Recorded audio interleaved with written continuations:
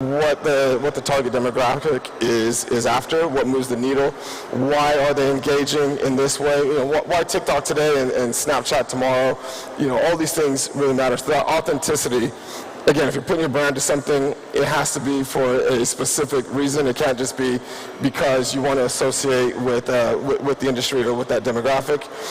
Cross-pollination, linking, again, assets and promotional materials, advertising, being able to kind of fluidly insert that into the experience, but also in a way that, again, isn't so kind of in your face that you feel like this is just a brand cash-in. So doing it, again, in an authentic, engaging, kind of fluid way. And then also, being able to deliver the client's objectives to that, linking the client's objectives with the with the experience that you're looking to do. So again, if you know that it's a commercial objective they want to grow their subscriber base, if it's a streaming platform, what we're looking at is putting these things, together in a way that makes sense. But I hope you guys are excited to be here. I've never been to Malta, so I'm definitely excited to see the island, to see PLAYCON, to see what it has to offer. And if you have any questions, we're going to have a follow-up session that's just going to kind of dive deeper into what are all the emerging technologies, how things like AI, blockchain, how are they being used both by consumers and how can brands use these things to engage and broaden their markets. So thank you again for having me, and I look forward to any questions or thoughts afterwards. Thank you. Thank you, Michael. Grab a seat. Grab a seat. We're going to have a little chat. Excellent. Ladies and gents, as we know, the engagement is the holy grail for everything. So, having heard Michael's speech, before we start and we have our chat, does anybody have any questions that they would like us to address up here or have Michael answer that have been on your mind since you had that? If you have, stick up your hand. We have some roving mics out there. Just jump in and join the conversation. All right. So welcome. Thank you so much for that. No, thank you for having me. Appreciate it. We'll see now if we can get a couple of people to come and join us. You've been working across many industries, in particular with relevance to Malta. I noticed you were with Entain on the gambling side. Now you have the gaming side. Is there, in terms of engagement, in terms of how they're addressing those audiences, is there any takeaways you have for us there? Yeah, so I mean, engagement, again, it depends on your audience. Like I was just saying before, with Entain, one of the interesting things is this company had has a tech stack. They're pointed at mainly the gaming industry, the betting and gambling industry, but a lot of it was online experiences. So when they brought me in, they brought me in to actually look at the wider kind of digital entertainment and esports opportunities, how they can take their existing technology and potentially, obviously, segment it. You can't have gaming, video games and betting and gambling tied together. Well, you can, but you have to be strategic about it. But yeah, but are they merging as they come on? Are they merging into those that want to have maybe the gambling side of this and the gaming side? Are those two becoming the same, or is there a divergence? No. I think there's. I think they're definitely merging. We're looking at a cultural shift, I guess. So with things like loot boxes, if you guys are obviously familiar with loot boxes, DLC, all that kind of stuff. Now we're used to paying money with either a guaranteed chance to get something, which is downloadable content, or paying money and hoping to, with a little bit of a chance element, like a loot box. To go up a level in a game. So these things are starting to merge. Yeah. Listen, if we run into, you're advising a lot of companies, as many of this audience here look forward, what are these kind of innovations that you're really seeing are going to drive over the next 2 to 3 years?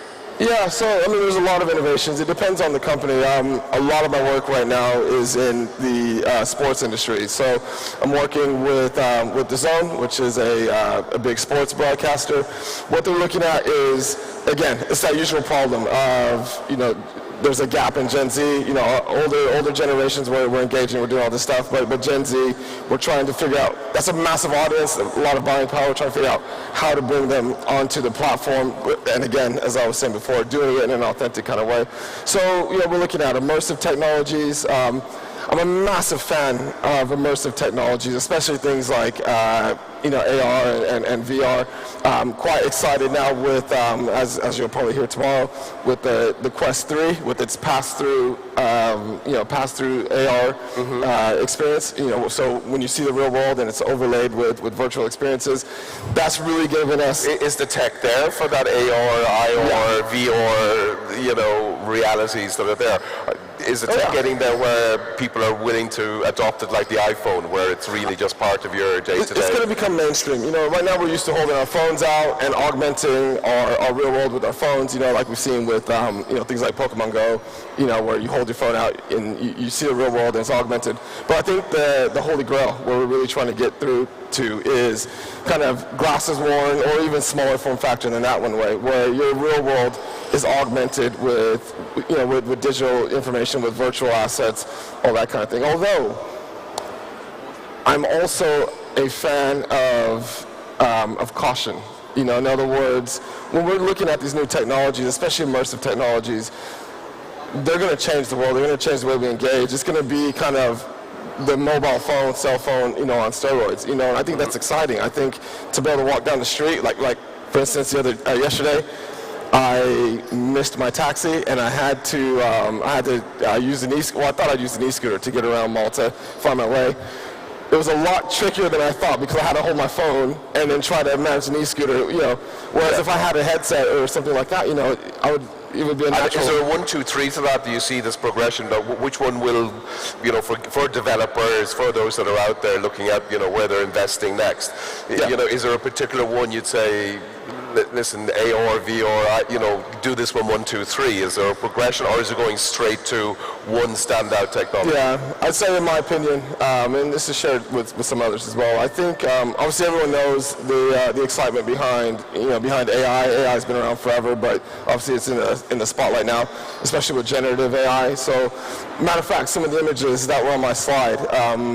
There was one in particular where I had two young Gen Z sitting on a bench playing games, and behind them was a sports experience. And the idea was to show that they're not paying attention as much to sports, but the older audience was looking at that. That was full generative AI. I used generative AI to get in there, type in, using text what I wanted. So that kind of technology, also machine vision, so for cameras to actually know what they're looking at and give context. That's going to be huge. That's going to power things again, like like AR headsets. When your glasses are looking at something and they actually understand the scene. Also, on that note, again, I think head-worn, AR is going to be massive. When we can wear something and look around, augment our information, augment our world, whether for entertainment. Did you see all these coming at the same time, or is there a particular one that will supersede everything, or will it be a mix of all of these? I think there's actually going to be a bit of a same time, kind of thing. Because for me, the poster child, I guess, for tech right now, for me, is AI. It's putting a lot of powerful creation development tools into the hands of kind of laymen, So like back in the day, in the 90s, you wanted to create a web page, it was a pretty serious effort to, in late 90s, 2000s, serious effort to create a page. Whereas now it's more natural. I'm curious, now that we have this generative AI, it's becoming, everything that ails you can be fixed with that. Do you see this indie side of things where people will start, using these engines to develop their own games, and that it becomes more of that kind of rural effect that, friends play and they develop a game? And do you see that having an impact on the big companies that, obviously spend hundreds of millions on developing games and trying to get that? Yeah, I think so. There's going to be there's going to be definitely a need for professional developers, 100%. You know, the same for professional photographers. You know, I use generative AI to make my image. You know, but you know, and as that technology improves, obviously, you know, the industry has to change. I think adaptability is going to be key. With game development, since that's what we're here to, one of the things we're here to talk about, I'm very sure that one of the things that's going to happen is we're going to see people being able to create experiences in games. People who had no real experience but had the drive and the passion to do it but didn't have the development experience.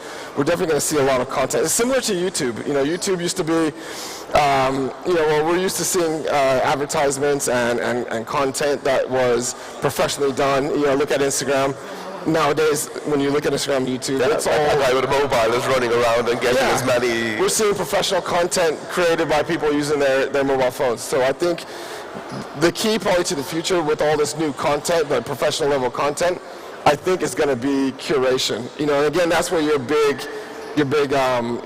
dogs come into play. You know, your Apple stores and your Google Play stores.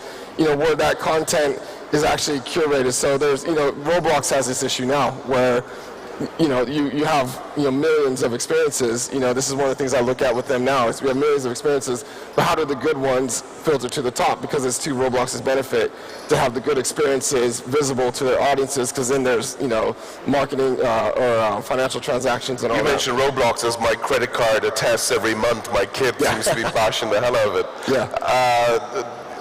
Let's talk about that engagement where they get the ROI, because they're certainly getting a lot of it from us. Yeah. They seem to be really spectacular in what they've done. Is there something that can roll out that, you know, you've observed there that...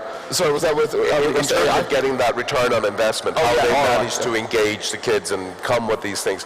You know, what's coming down the line in terms of that? Yeah, I have to walk the tightrope here on what's public, what's not. So Roblox, obviously, a fantastic platform. Everyone's afraid of that metaverse word, you know, everyone, because, you know, we have these hype cycles, oh, metaverse, VR, all this stuff, you know, corporate gets on it because it's a quick tie-in, and then, you know, and then it runs down into its trough and sometimes becomes a dirty word. But Roblox is, and Fortnite as well, Roblox is one of the true, you know, metaverses. So, you know, they're engaging audiences, it's user-generated content, which is fantastic, because that means you're constantly getting new content, similar to a YouTube. The ROIs are starting to come in on, for Roblox, obviously it's engagement. So the more people that are engaging, the more people, you know, buying Robux, spending Robux, that's where their bottom line comes from. But for brands, or for developers, again, it's creating Roblox experiences that can convert and have monetization. That's a really big deal. And for brands, it's actually being able to put their brand or tie in their brand experience into whether it's a brand new experience that's developed in Roblox or whether they're partnering with an existing experience. You mentioned YouTube a bit in all of this, and it then begs the question, is the future of this in brands, because often brands across many industries have been useless on YouTube, and it's been the creators that just pick up something and manage to gather those audiences by personality or whatever the case may be in order to create, you know, Mr. Beast or any of these individuals. Could you see this being the same for the gaming industry, that it's the platform that would provide and that these users then will just generate their own thing, like... Yeah, no, definitely so. I think, you know, again, the games industry was always limited, if I understand the question right, the games industry was always limited to, well, especially now, you know, it's hard to get out there and make a game experience. Mainly, one of the limitations besides investment, you know, finding someone who's willing to invest in your idea, is the developer experience. You know, being able to say, I have a concept, but I can also program, you know, whether it's C#, you know, I'm not a developer, but whether it's, you know, any of these development languages, that's always been what I think has been the barrier to entry. So, and it used to be the same with video content. You know, video content used to require, if you guys are as old as me, the big VHS camcorder or professional, you know, kit, and no one had that, you know, not a lot of people had that. And then also the mobile phone comes out, it's all grainy and looks like it was on a potato, and then now we're at a stage where this stuff's 4K, you know, HD, and, you know, and the editing tools are there to make it look professional. So I think we're going to see the same thing with the, I mean, we already seen it obviously with indie games. You know, indie games, matter of fact, a lot of people are kind of worn down by commercial, your typical commercial games. Commercial games have commercial objectives that takes away a bit from creativity, whereas indie games, a lot of it is done for the passion. So we are seeing those anyway, but I think we're going to see more now as these kind of AI-based, tools that kind of close the gap. But that could also allow established games to have their main product offering, and then with AI allow the user to generate within that maybe their own preference of how that game should be. Yeah. I know at Roblox, one of the things we have, some of the tools that are being put into play are generative AI tools for actually game development. So they won't get you 100% there. It's not, you're not just gonna type in, I want this, I want that, I want this, hit the enter button, and then watch a game pop out. But I think you're gonna get like 70, 80, 85% of the way to having complete experiences. Also, the benefit is going to be, hey, I'm not a developer, but I want to convey a concept, and I want to convey that in order to try to acquire, funding and investment, and being able to have something tangible that is like 60, 70%, there's a nice vertical slice that you can then put out there for potential investment. I think that's really going to help move the needle. That's where we go. And getting we spoke yesterday briefly, and we were talking about the role that maybe cryptocurrencies, tokenization, NFTs, and so on. What's your worldview on that in terms of advising clients?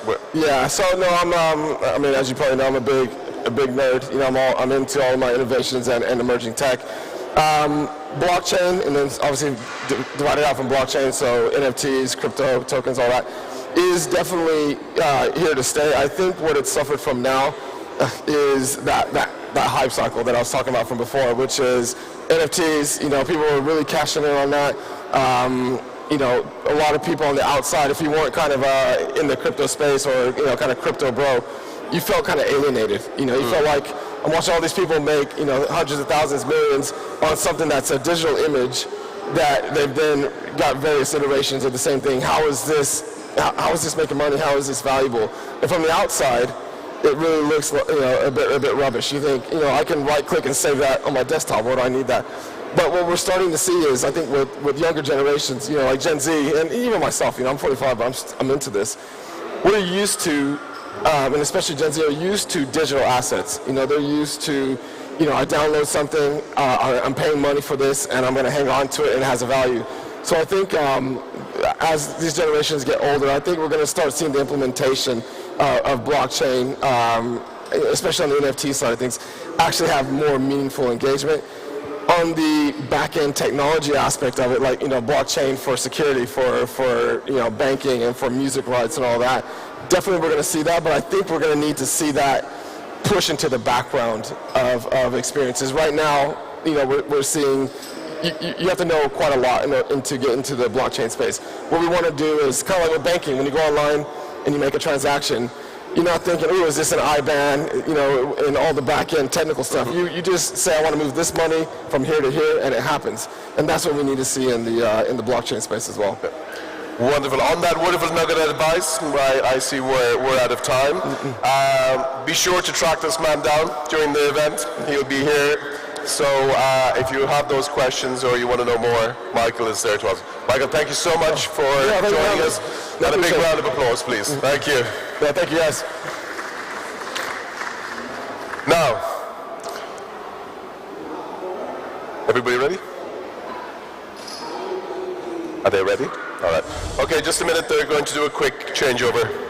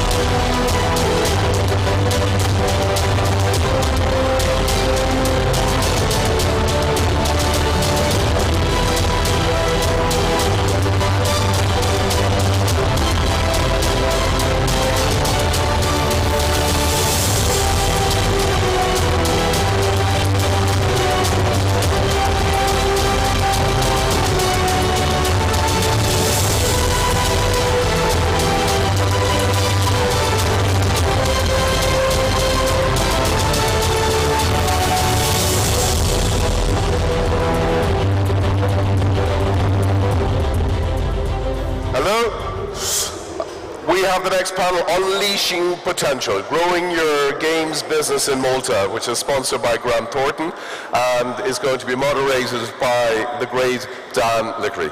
So over to you, Dan. It's all yours. Good morning, Malta, or bonjour, as they say here, Dobry ranak. I'd like to first say that each of the panelists here are folks that are helping games companies and other types of games tech companies set up here in Malta, and they all have a different way of helping you out here. So you're going to get a chance to hear a little bit about what they're doing, but ideally you'll also get a chance to sit down with them and talk in more detail. At the back there, just as you know, there is a meet to match area around the corner as well. So if you're looking to find that meeting point, that's where you're going. So my name is Dan Lickery. I'm a consultant that works for Gaming Malta, helping bring companies down to Malta. And I'd like to pass it on, and everyone's going to tell them a little bit more. You've heard, first of all, from Ivan, but I'll pass it over to Ivan first. Right, hi. So, as Gaming Malta, we are the first point of contact, right, Dan, for the gaming industry. So essentially our business is building ecosystems, and that's exactly what we attempt in doing. More than that is also connecting all the people together on all the jigsaw puzzle. I must say we have an excellent relationship with our colleagues at Malta Enterprise, and I must thank Marion, she's here also here today, and Melanie and the rest of the team, since it's very important for us to have an entity like Malta Enterprise which embraces the industry, and more so which understands the industry. So it takes time to also come to the conclusion that not every game will be successful. So essentially we have to learn how to fail also in certain respects. But more than that, we are the first point of contact for companies landing in Malta, and we then guide them to the right entities, to the right investors, angel investors in our base camp, etc. Continue accelerating and be the flag bearer and spearheading for the industry. And it's true. Ivan is like everyone's uncle. He'll know everyone, and obviously can connect you to lots of the different folks on the island. I'm going to pass over next to Varane from Grant Thornton. Yeah, good morning everyone. So I'm Varane from Grant Thornton. At Grant Thornton we offer a bunch of different services, financial advisory, tax, economic advisory, digital transformation. But as we like to put it at Grant Thornton, we're really one firm and one team. So when you come to us, you're not just being served by Varane, you're not just being served by the financial advisory team, but you're being served by the whole firm. A small anecdote from my first meeting with Kirsten, when we met at Gamescom, he asked me, so what is it exactly that you guys do? And I said, everything. Because whatever the issue, whatever problem that a client comes to us with, we always try to find a solution. We're a solution-driven firm, and perhaps we can delve into the solutions we provide further in the panel. Right, thank you. Next we have Melanie from Malta Enterprise. Tell us what you're about. Okay, so essentially I'm for part of the investment promotion team at Malta Enterprise. By investment promotion we mean that we are there to attract foreign investment into Malta. Of course we have a number of priority areas, and of course games development is one of them, and for that we work very closely with Ivan and his team at Gaming Malta. But apart from that we also work very closely with corporate service providers in order also to assist companies to set up in Malta and also maximize their potential here essentially. Thank you very much, Melanie. And George? Yes, Tell us about good morning MFCC. everyone. Thank you for the invitation. Glad to be here. My name is George Bujoya. I'm a senior executive within the internationalization unit at the Malta Council for Science and Technology. In a nutshell, basically, we assess stakeholders to tap R&I funding, ranging up to 500K for research innovation projects. Thank you. Thank you. So in essence, what you see here are some of the pieces of the puzzle that you might want to put together while you're here. But just as a general feel, it depends on what you're doing and in terms of which one that you're going to go to, obviously Malta Enterprise are the national support body, innovation agency, but also with George and what they do have here, there's a lot of big programs across Europe, and folks coming from over from the States probably don't see this as much, but I think it's a £300 million R&D program, and it's for a lot of emerging tech. It's a perfect place for do that, and Malta has become quite a test bed for some of these technologies. And I think that's one of the things that we're trying to see here converging. A number of folks that you'll also see some of the stuff out on the expo floor. I'm just going to throw it back, and maybe we'll go back the other direction this time. So can you give us an example, George, of a company that, or a program that you've helped with before in this space? So it might put it in context. So basically, as I was trying to hint to earlier, at the council we have local funds. So any beneficiary, any legal established entity in Malta can tap the funding. In basic terms, anyone applying for the national funding can step and escalate their participation. So they can start with local funds and then tap the European funding, or go straight to the European. The main difference is the competition. So as you were saying, if you want me to give a concrete example of someone that has benefited from our schemes, that would be in the digital sector.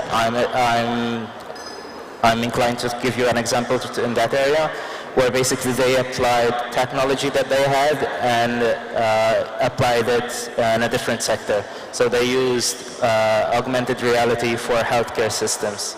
And another example would be insole technology for the foot, which was developed on AV and RV technology. So all those elements of technology have been taken from one sector and applied into a new sector. So there's always an element of innovation. What I want to also mention is that apart from the local funding, we have the NCP network, which assists stakeholders to apply for the Horizon Europe funds. As you were hinting, it's a massive fund, and digital is part of that. So anyone that's interested, we can have a one-to-one meeting later on, and I can explain in more detail about that. That's brilliant. Thank you for that clarification. And just to let you know, Malta has been very successful across Europe in putting together consortia and projects. So if you're coming from the UK who used to be in Europe, they actually are getting involved in the program as well, but it's matched funds from the UK government. But if you're coming from somewhere else, it's a really good place to look at how you're doing these R&D programs, and it's a really good home for that. I'm going to pass over to Melanie now, which is more around the national help that's available. And maybe you can tell a little bit of an example of the kinds of assistance that you give. Yeah. So essentially, in this particular industry, in games development, we see a number of startups. And I think the most interesting schemes that we have in place are actually targeting startups. Just to give you maybe some ideas there, our assistance for what we refer to as highly innovative startups can even go up to 1 million euros. However, when we say 1 million euros, I need to qualify that, because if not, we'll have all people coming to us, requesting this money. Yeah. But essentially, we're looking at a 200,000, which is a cash grant or tax credit, and generally this particular scheme can be used for relocation costs, recruitment costs, and other costs for setting up in Malta. Whilst the other 800,000 is split into two. There's the initial 400,000, and the additional 400,000 is allocated for companies that are able to prove that what they're doing is not currently available on the market, or they are doing it with a technology which isn't on the market yet. What's interesting about the scheme is that it is a repayable advance, but only repayable once the company starts registering profits.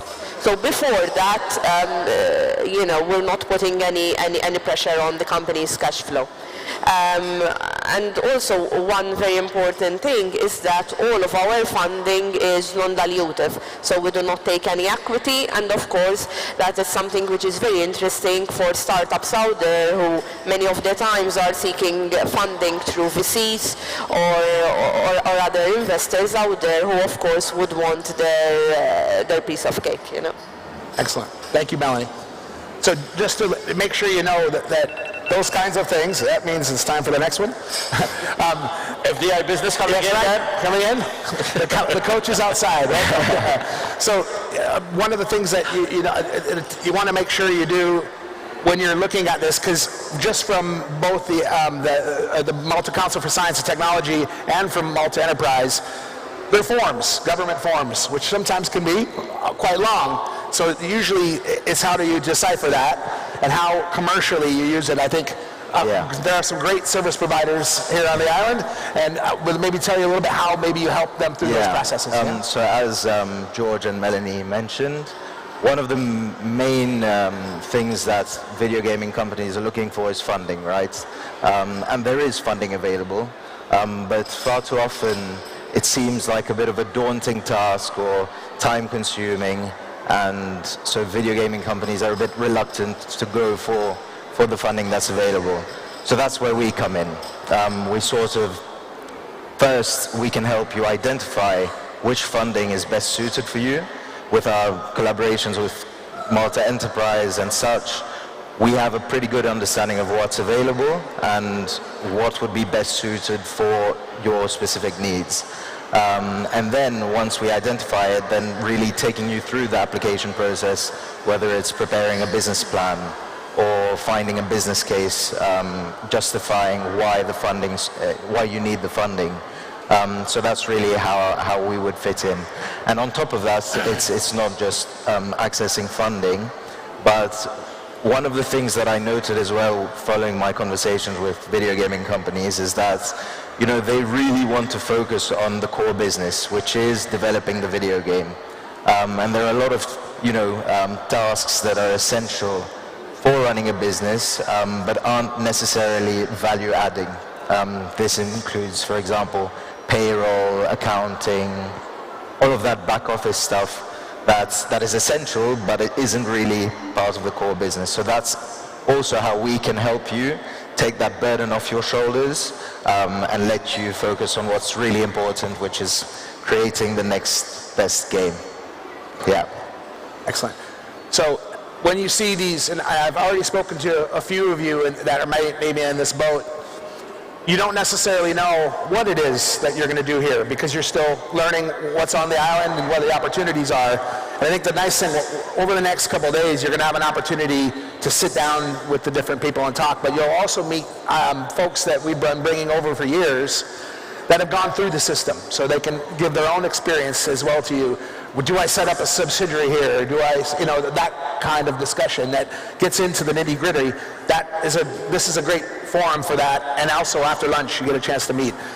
But in terms of the bits that are connecting on the island and the connectivity, Yvonne, can you tell me a bit more about what Gaming Malta has done, maybe before COVID, or can I still say the C word, and through to today, what kinds of assistance that you've helped? So, you know, when we had started off, it was, you know, relatively new to us, okay? So we're very much known for the iGaming world. And then we had, you know, starting off from ground zero around that. I think the first thing we did was we made sure that the ecosystem which we had already, you know, we brought all that together. I think that was a vital step. We're seeing what we have, bringing them together, showing that there's an entity which is ready to help and to assist, and you know, starting off from there. You mentioned COVID. COVID is an interesting case study, right? So we could have stopped at COVID. But I think, and probably you attest to that, Dan, is we were very busy over those 1.5 years, where we still had the Global Top Round Conference online. We still had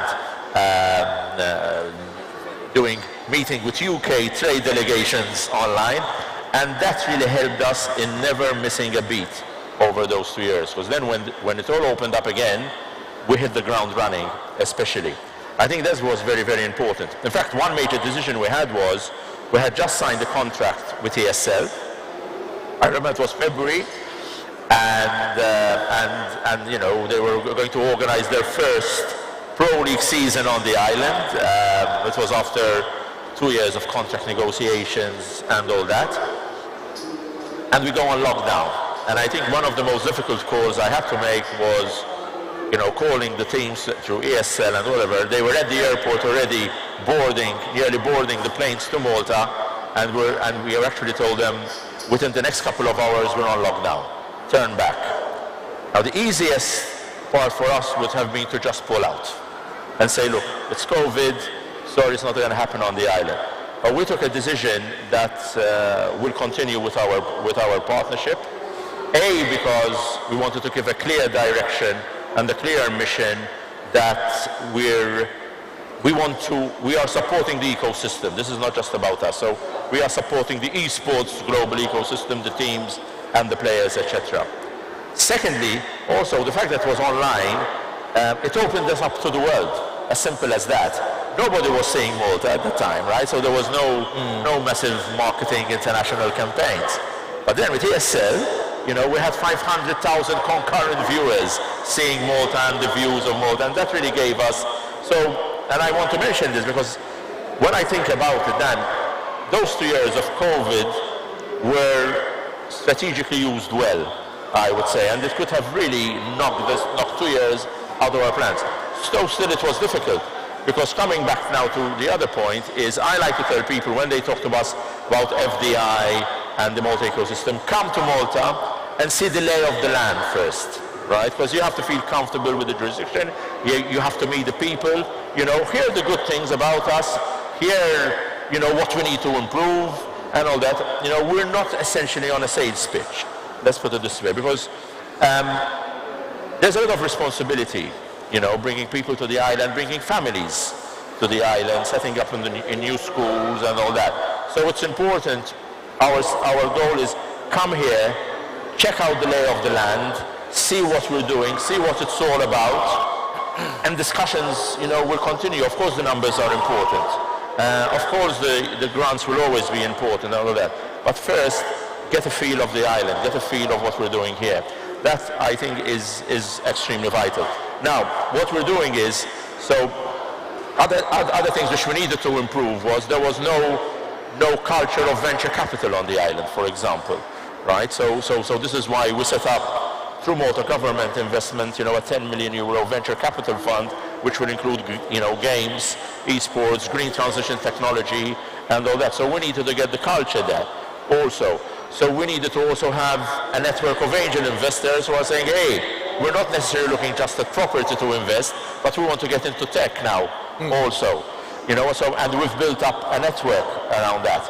But obviously now we need to work closely in looking at you know, what fiscal initiatives we can create focused on the video game and the esports sectors, looking at video gaming grants and all that. We, you know, starting off negotiations also with Creative Europe, because there's a lot which one can tap into, and that's being a European jurisdiction, we can tap into to help also this. So we want to bring all this together, you know, to the power of one, and ultimately, you know, to have the ease of starting up your business here, getting funded, and seeing it grow. Thank you. I think, Ivan, if you remember a few years back, when we were saying, what we need to do is build a stage. What a stage you've built.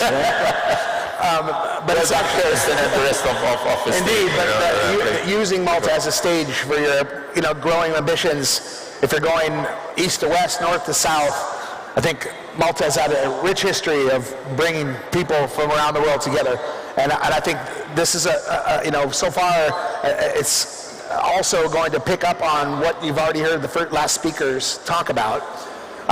We do have enough time. Oh, that's well spotted. There's more FDI coming in there. So we have a chance now, I think, for at least one question from the floor. If anyone is, you know, baiting our breath to get a word in. If anyone has a question from the floor, we can take it now. And I can't see any of you, so if anyone out there is giving us a signal that we bamboozled them. Okay, well, stunned for silence. I think I'm going to feed back a couple more minutes so that we can get a little closer to the timing as well. But please find all of us during the break, during lunch, and get on the Meet to Match if you can as well, so you can, if you wanted to see people that aren't on the stage and maybe out in the audience, please make sure you use all the facilities that are there. Any last words from anyone? Or, As basically George? we're saying, just reach out to us. Our schemes and our measures are there to support you. And finally, we want to commercialize. So whatever research that or innovation that you have, we want to help you bring it to market. So that's basically it. Yeah, just one more thing. Ivan mentioned Creative Europe. It's actually, we started a line of communication with them just to understand what's available on a European level in terms of funding. And the feedback we got is that not a lot of Maltese, I mean, it's close to no take-up from Maltese companies who are tapping into EU funding, which they want to encourage. So even though it may seem like a time-consuming, daunting task, please, reach out to us. We can always help you. We've got a team. We've got people who have experience in applying for EU funding, who know exactly what they're looking for. So reach out to us, and we can help you get the funding that you need. that's it.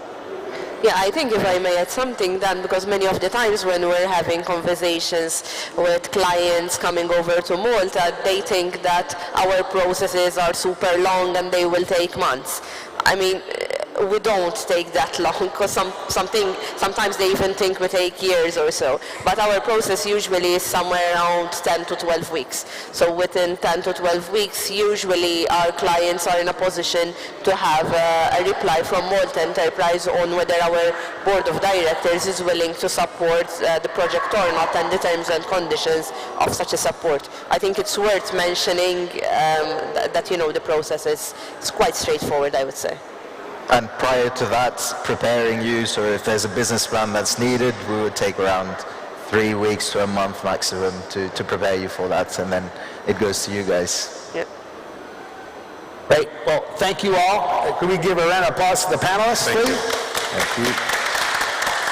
Enjoy the day. Come find us, please. All right? Thank you, everybody. Thank you, Dan.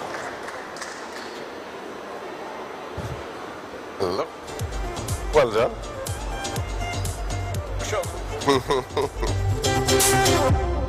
Thank you, Dan. Thank you, Ivan, and the panel for that. I would certainly echo many of the things that Dan and Ivan said about building the stage for Malta, building that community and providing a point for the industry to rally around. And that's very much the theme of the next panel, where we're going to be looking at the value of fostering those connections within Malta and the game development community. And we've some brilliant speakers, and I would like to welcome to the stage Luke Ambrosio. Luke, pleasure. The stage is all yours. Thank you very much. Yes. So first of all, hello and thank you. I'd like to first of all thank the whole team at PLAYCON and GMR for allowing us to host this panel representing Odin Malta. Odin is an organization we've started this year with the intention of building up local events for networking and knowledge sharing around immersive tech, so video games, VFX and production, the metaverse and mixed reality. We've had some very successful activities and events in the past, and we wanted to also contribute to PLAYCON this year, and we have, apart from this panel, a few more panels and discussions in the main area in the rest of the days. Today I'm very honored to have with me some very distinguished guests, both internationally and locally, and I will let them introduce themselves. Nick. Hello. Can everyone understand us? I'm having a hard time myself here. Can you? Okay. Good. Fine. I assume he asked me who I am. Is that? Don't introduce yourself. Yes. Okay. I'm Nick Porsche. I'm the CEO and co-CEO actually of Dorado Games, 50-man studio located here in Malta in Baluda Bay. We've been on the island for, I mean, the company's been here for over 10 years, but I've been here for 15 now. Originally came here also for a video games company and stayed because of the lovely weather. Yeah, we're making strategy games, both on mobile as well as on PC, Steam, cross-platform. We have about 300,000 daily actives, 80,000 CCU. Yeah, we cannot complain. We're going from strength to strength. Every new year, every new month is basically a better one than the one before. So yeah, we're hiring. That's us. Thank you. Francesco. Hi everyone. So I'm the CEO of Redox Studio, a game development studio based in Italy. We develop B2B application as well as video games. We are very involved with our local community, and we would love to see also Malta growing. That's why also I'm here. And we believe in the empowering between education, local communities, and game development studios. Thank you. Chris. Yeah, hi, I'm Christopher Mifsud. I'm CEO of PLAYCON.mt Studios. We're a narrative transmedia company based here in Malta. I've personally been here the last 6 years. I have a strange connection to the island because I'm actually born in the United States, but my father was born here, and now I've made it my home and just really become and embrace the environment here in Malta and the gaming community here. Thanks. And Junie? Yeah, hi, I'm Junie. I'm an operations director at the External Development Intelligence Group at Electronic Arts. My team supports EA teams worldwide with finding, signing, and optimizing external development engagements. So whenever our EA teams have a need that they need to supplement outside of their direct team, we help them find the right partner worldwide, geographically, culturally, but also with, of course, the right skill set and within the right budget. But the reason that I'm actually here is because I also accidentally founded an industry professional Discord server for game producers, project managers, folks in leadership positions, etc. Within the time span of 3.5 years, it got a little out of hand. We're now 6,000 community members, and we organize a lot of different events, virtually and in person. And that's how I met Luke, and that's why I'm here. Thanks, Junie. So, Nick, I'll start with you. When we met first 10 years ago, you were starting the local chapter of the Independent Game Developer Association, the IGDA. What was your belief then, and hopefully even now, for you to start this, for the starting of a local association for game developers? God, it's a long time ago. When we came to the island back then, there wasn't really much going on in terms of game development. I think we were one of the first, or the first studio on the island, maybe together with the one from Ingo Mesche. But that changed, and within a short time, 2-3 years, actually a few other studios came by, and we decided, hey, let's do an organization. Let's become a chapter of the IGDA back then. And we started that out, and of course it was about, well, first of all, connecting to each other, but also connecting to government at the time, which was during that time, as you know, in a time of transition as well. So it was kind of up in the air. We were not really sure whom to talk to, and so that was interesting. But the new government that came on, of course, was very eager, very interested in what we were doing, and so that was a good platform. Eventually, though, the whole thing kind of died down. This was in parts due to the age-old discussion of, you know, who should actually run it, who should actually cover the cost for it. And then on top of that, the individual companies actually had very good lead-ins into government, into the organizations such as Gaming Malta, or Malta Enterprise at the time, or even actual government. So that was already kind of happening on an individual stage. And I think that sort of led to this slow dissolution of the whole thing. It just kind of, I want to say fizzled out, but it kind of did, honestly. Yeah. All right. Hey. Francesco, from your end, you are a lead engineer, you are a certified Unreal Engine 5 instructor at universities, and you also run the Unreal Engine group in Rome.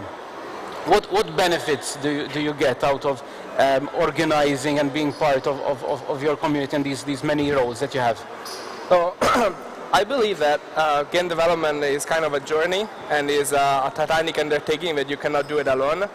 And that's why it's important to be in more than one place that is not only the game development reality, but also the local community, get involved in the local community, as well as having an open communication with educational institutes, since they in theory produce the developers of tomorrow. And game development studios and local communities are the best parts where all these people can meet and grow together. So personally, I'm involved in all of these realities because I believe that by interconnecting them and syncing them into on the same line, on the same page, that empowers everyone from the schools that finds the developing company and the companies finding the new developers. All right, very good. And Christopher, Oh, here, yeah. I know. As somebody who runs a leadership podcast and mentorship programs for people within the game dev industry, what is usually your recommendation to these leaders and to these startups when it comes to building community and building a sense of network? So yeah, building relationships, community.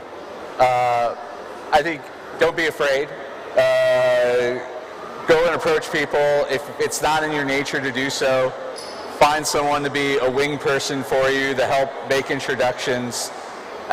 Building a network is key, and the only way you're going to do it is putting yourself out there. When you're first getting started, my very first shows, the very first GDC I ever went to, I went with a stack of business cards, and I made sure that by the end of that show, they were gone.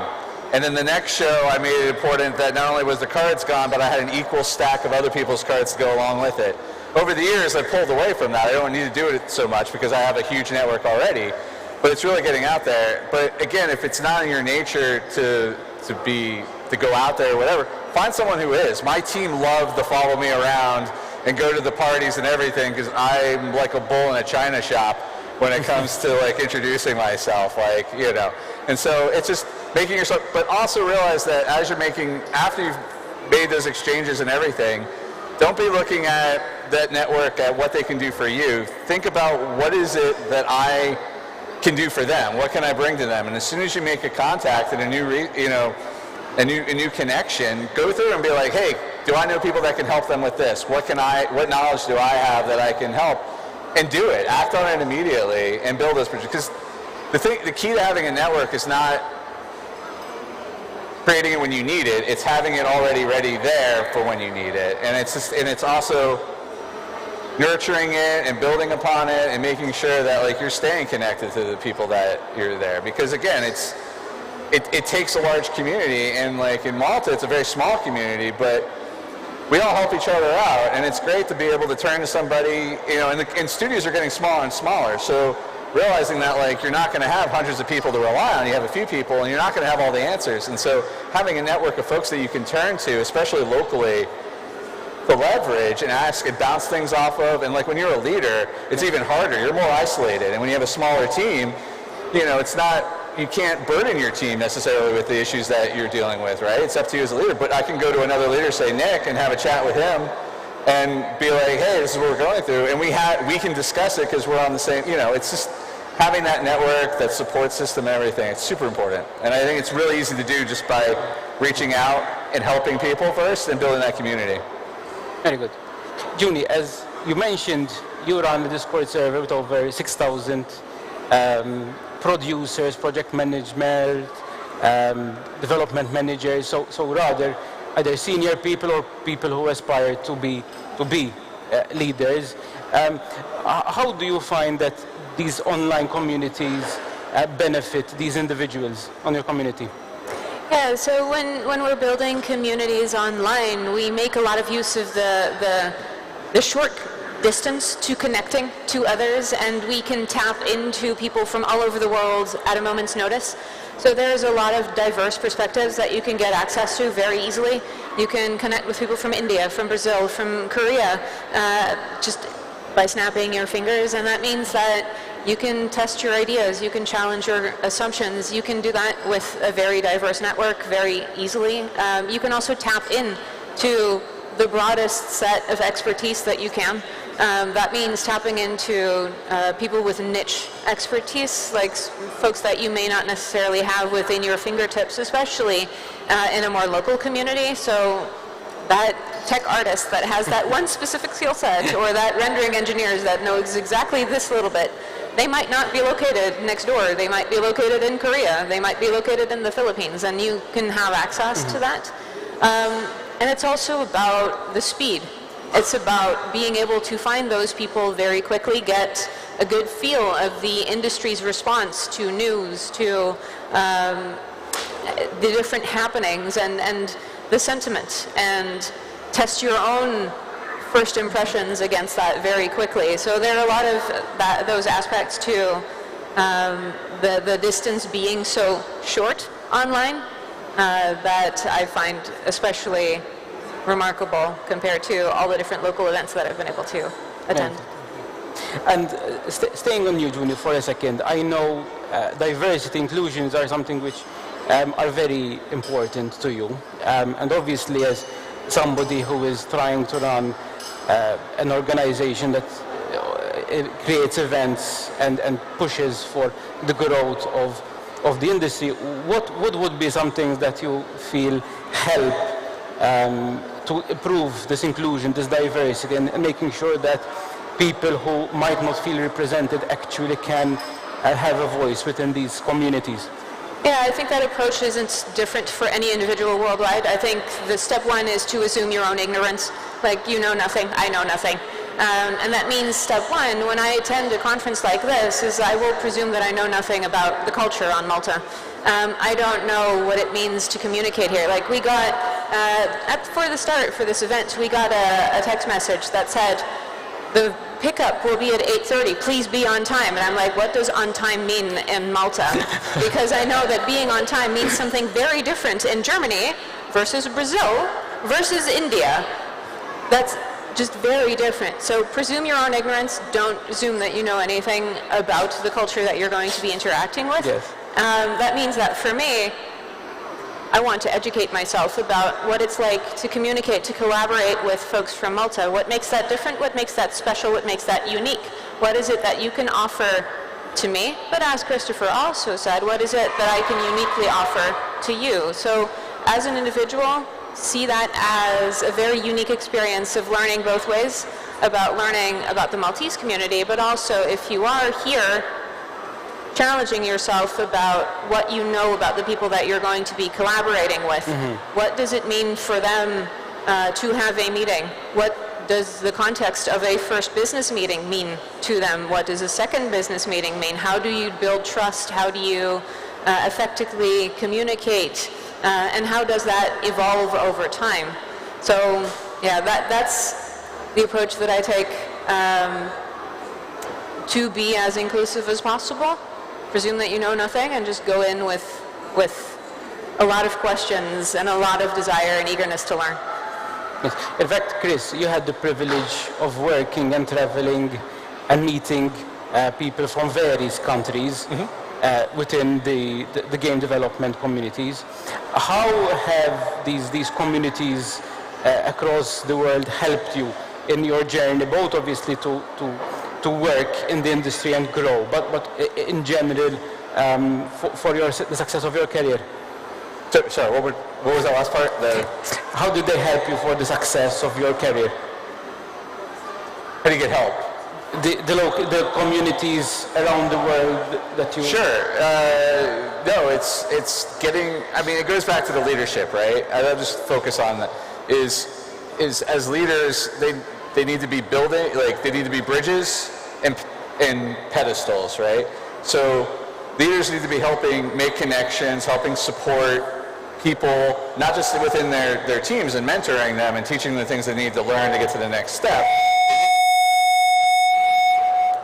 They need they need to be able to make connections outside. It helps somebody, support them, get to the next step in their career, give them actionable, constructive feedback. And then at the same time, as leaders, they need to be pedestals, right? They need to be lifting up voices, the inclusiveness you were talking about, right? Making sure that, like, as leaders, they're setting the example, leading by example, and lifting up the community. And if they spot things, because people respect them and see them, that they're making sure that it's known within the community. If you have outstanding people that are within your community, the leaders of that community should be making a point to recognize them and bring them up. And that's how you build community, because people want to feel connected, want to be felt, you know, helped and leveraged up and noticed and appreciated. And, you know, it really does start with leadership. Francesco, from your end, you work a lot with students and aspiring developers in your user groups and in your university. How do you encourage them to get involved into these communities and networks, and what benefits do you see them gaining from them? From students and people participating to local communities. Yes, for beginners who is starting, I think that getting known into the industry is like one step. Either you are a person seeking for a job, or you are just a startup that needs to be known in the local community. As my colleague here said, searching support is very important. You might learn from someone who actually already has the kind of knowledge and find somehow support. And for more veterans, first of all, it's fun, because participating in local communities personally is also lots of fun. But again, in trying to help also younger generation, younger leaders, younger startups, I feel that there is a kind of power in connections in which it benefits both. Because even if you are from a person who at the moment you are giving, again, there is so much value in giving as well. And also you are making networking, you are extending your people. You don't know who are you meeting, who that person will become, and might be a key player to the local setup. It might be a very good developer, it might be a very good startup where you can build collaborations. And similar for education institutes, with another focus, it's very important for them to be part of this community. So I believe that even though it takes a lot of effort, it takes also sometimes a lot of money. So sometimes people are just paying it, that are maybe developing, sponsoring these locals. I believe that there is benefits for everyone in the long term run. Oh, very good, very good. Nick, you've been running a studio in Malta for over 10 years now. How have you seen the local industry evolve, and how has the community aspect evolved with it, and how do you see it? How do you think it should evolve? Well, it's come quite a long way. From, as I said, very humble beginnings of a few people on an island wanting to make games to literally now what I would say is a functioning ecosystem, both educationally as well as from a studio perspective. New studios opening up, coming from abroad. But I also think what is really important is the grassroots aspect. We do have local talent here. We do have very successful startups actually coming from Malta. Personally, I'm friends with some of those, and I think we should nurture them more. I think it's important that with all of the focus, of course, naturally kind of being on the larger studios, the larger corporations, we shouldn't forget that we need to nurture this talent. We need to bring up that young startup that actually goes to Steam, goes onto mobile, actually succeeds, in fact, and we should nurture this. From within the ecosystem, so us actually also speaking to them, which is something that I do personally. And I think that's important because it gives them trust and it helps them understand the industry. It helps them understand that they're not alone in this and not everyone is after them. But also from a governmental perspective, so that they reduce risk. They can actually go in and confidently go the next step and then become the next player. I think that's actually what we should do, and I think also what we are doing now. So feeding off your last point on what government and government organizations and other organizations, I guess even to the rest, what other initiatives do you think would help, maybe even what you've seen in Italy, for example, Francesco? What initiatives do help these organizations to grow? I mean, we can talk around a lot, but in the end, it's money. I mean, factually, a lot of it is down to funding, right? And the understanding that funding in the video games industry, being a creative industry, being a passion-driven industry, in the end, always also carries a risk. It's certainly not that we are just aggregators. We are creators.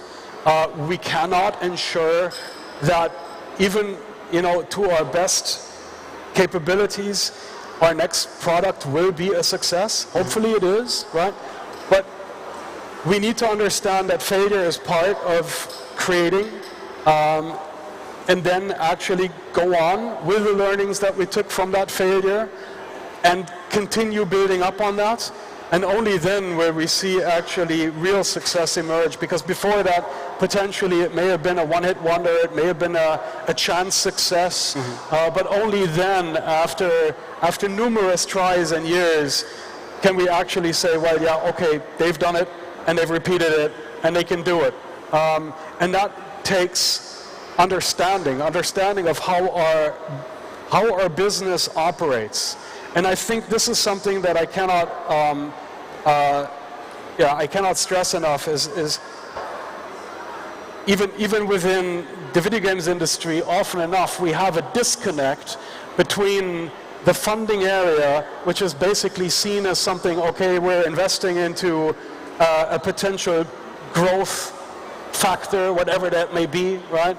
And the actual creative process that drives the industry, which is coming from the grassroots, is coming from the young talent, is coming from people that are passionate about what they're doing. And failure is an inherent part in that. I failed. My company has failed before. We got up, we dusted ourselves off, said, okay, shit, got drunk, got back up the next morning with a terrible headache, and sat together and thought, okay, what can we do now? And did it better. And lo and behold, right, here we are. So it's this journey that we have to embrace, and this journey that we have to help fund for young talent, or in general, and understand how the industry actually ticks in its operative level. And anything to add on this, Francesco? What, sorry? Anything to add on this about how the government and how organizations can help building community? Again, as my colleague said, it all comes down to money. That is, venues are expensive to organizing stuff. Bringing interesting and cool people to develop a community might be challenging. As a leader, yes, you can fail, but sometimes it's not that easy to fail publicly. And so also having support from other people that are making understanding a community look fail is okay. It's okay not only to yourself but also to the others, but what you can learn from your failure, that is also important. So if some institutions or government might help developing the local communities, is for sure giving them a space where to grow, a kind of sponsorship, even food and drinks bring people together, and that also costs money. Yes. And that is another way that you could support local communities, just by giving them drinks and food, which is might be a little expensive for a big institution, but for little developers might be challenging, helps a lot to grow into the local community and industry. All right. Yes? Yeah, I mean, the Gaming Malta, a lot of like PlayCon, these events, I think more of these kind of events. They also do some really great, I know Nick and I attend a lot of the envoys that come here from other countries to see Malta and everything like that. Those programs are really great, and I highly recommend we do more of those, because it gets more of us into the same spot at the same time, which we don't do on our own, right? And I think having the support of the government and these programs to have us come together and talk means there's more exchanging of ideas, there's more, community being built, and there's more of a reliance on it. And they're very regular, but I can never say there's never too much. I think there can always be more of that. And I think that's a way, like, besides funding, obviously we'll always say funding, but I think that's a way that you can take some funding and make it, you know, applicable and it reach a wider group of people, right? And kind of have a bigger benefit, because it benefits everyone by bringing us all together to communicate, show what we're doing, talk to other people, and be ambassadors for our community here in Malta. Jundi, any closing remarks? Yeah, I can't agree with Chris enough. I was also going to emphasize bringing people to Malta, but also bringing Malta to others. I've been with delegations from Brazil, from India, etc. That's how I got exposed to all of those. But I think the sort of different angle that I wanted to take is to also look inwardly, to have organizations, companies, even government activities look at your why. Like, why is it that we're engaging in this? And be very selective, prioritize, like think about what it is that makes this program uniquely what it is the value that it can bring, think about the audience, and then focus specifically on that, like what is the direction that we want to grow, and what is the direction that we don't necessarily need to grow in, because growing for the sake of growing isn't valuable. You need to figure out what your leverage is, and then focus on that to be able to build out forward to the future. Right. Thank you very much. And with that, we're out of time. So thank you all for the panelists. A round of applause, please. And we'll see you throughout the week. Thank you, Luke. Wonderful panel, wonderful panel. Thank you, everybody. It's very reassuring to see that the industry is very open to co-opetition, supporting each other, and helping to develop the ecosystem that we have here on the island.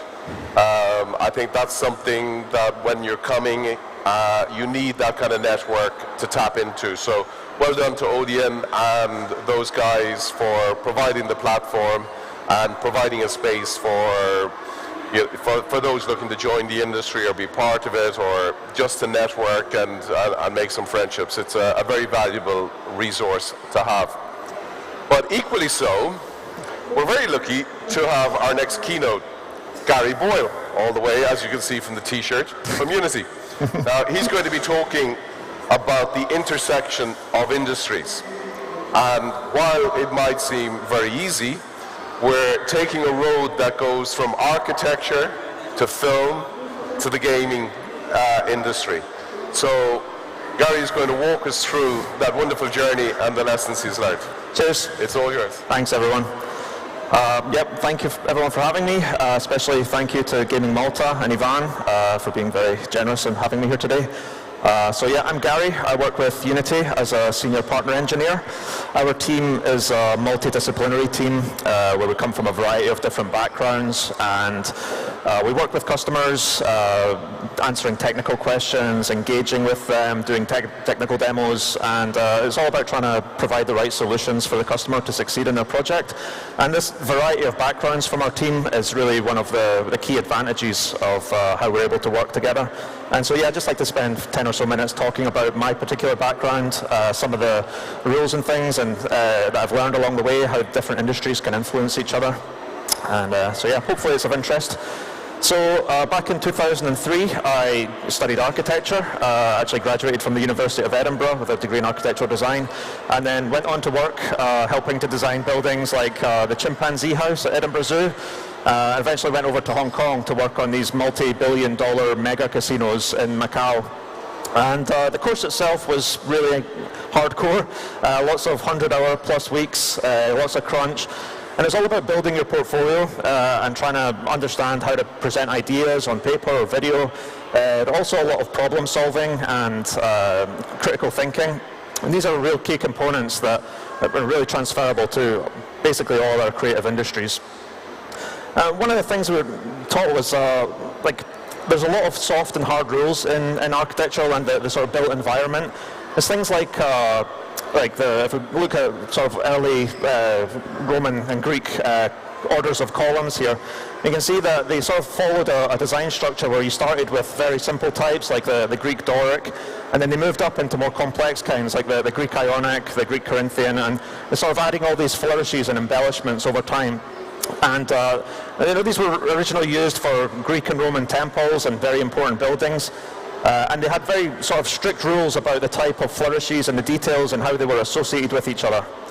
And in the neoclassical period, so this is sort of around the 18th century, architects started looking into this information and using it to embellish other types of buildings.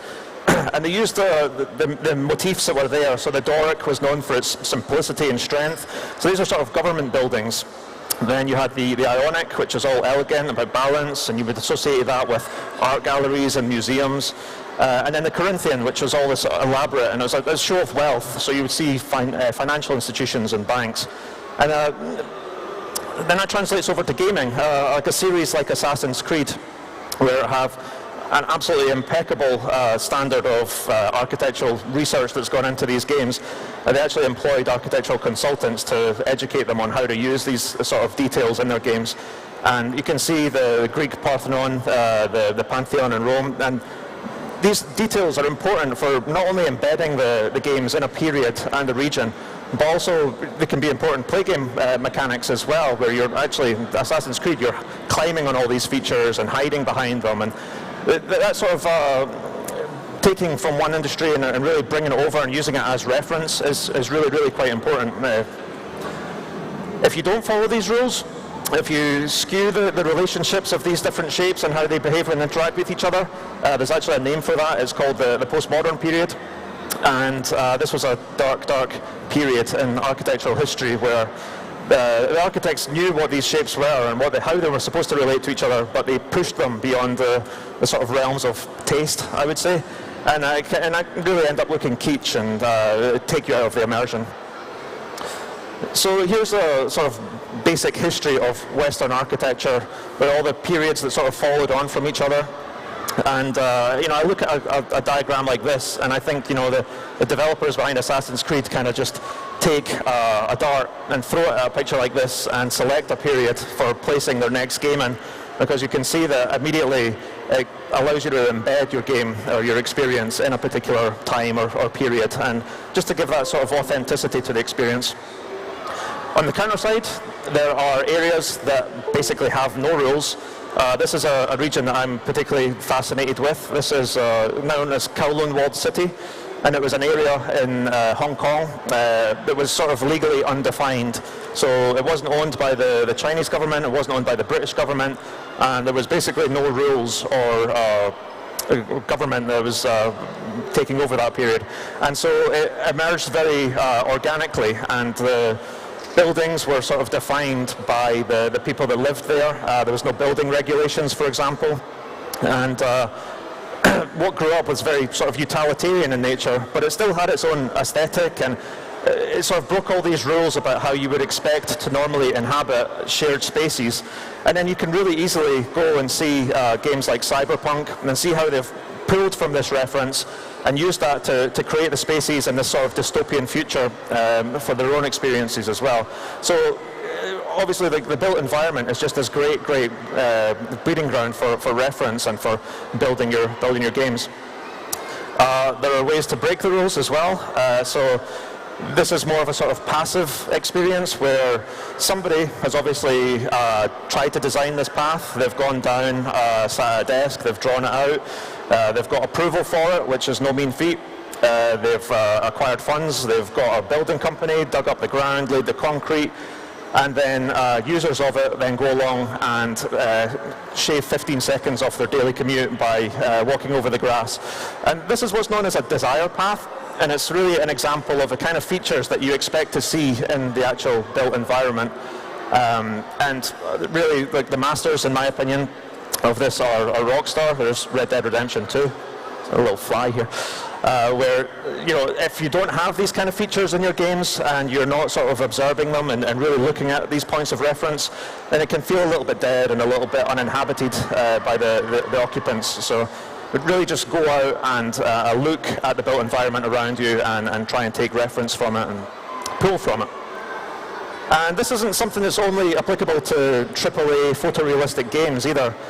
This is a game that I'm following with great curiosity. It's called Chef RPG.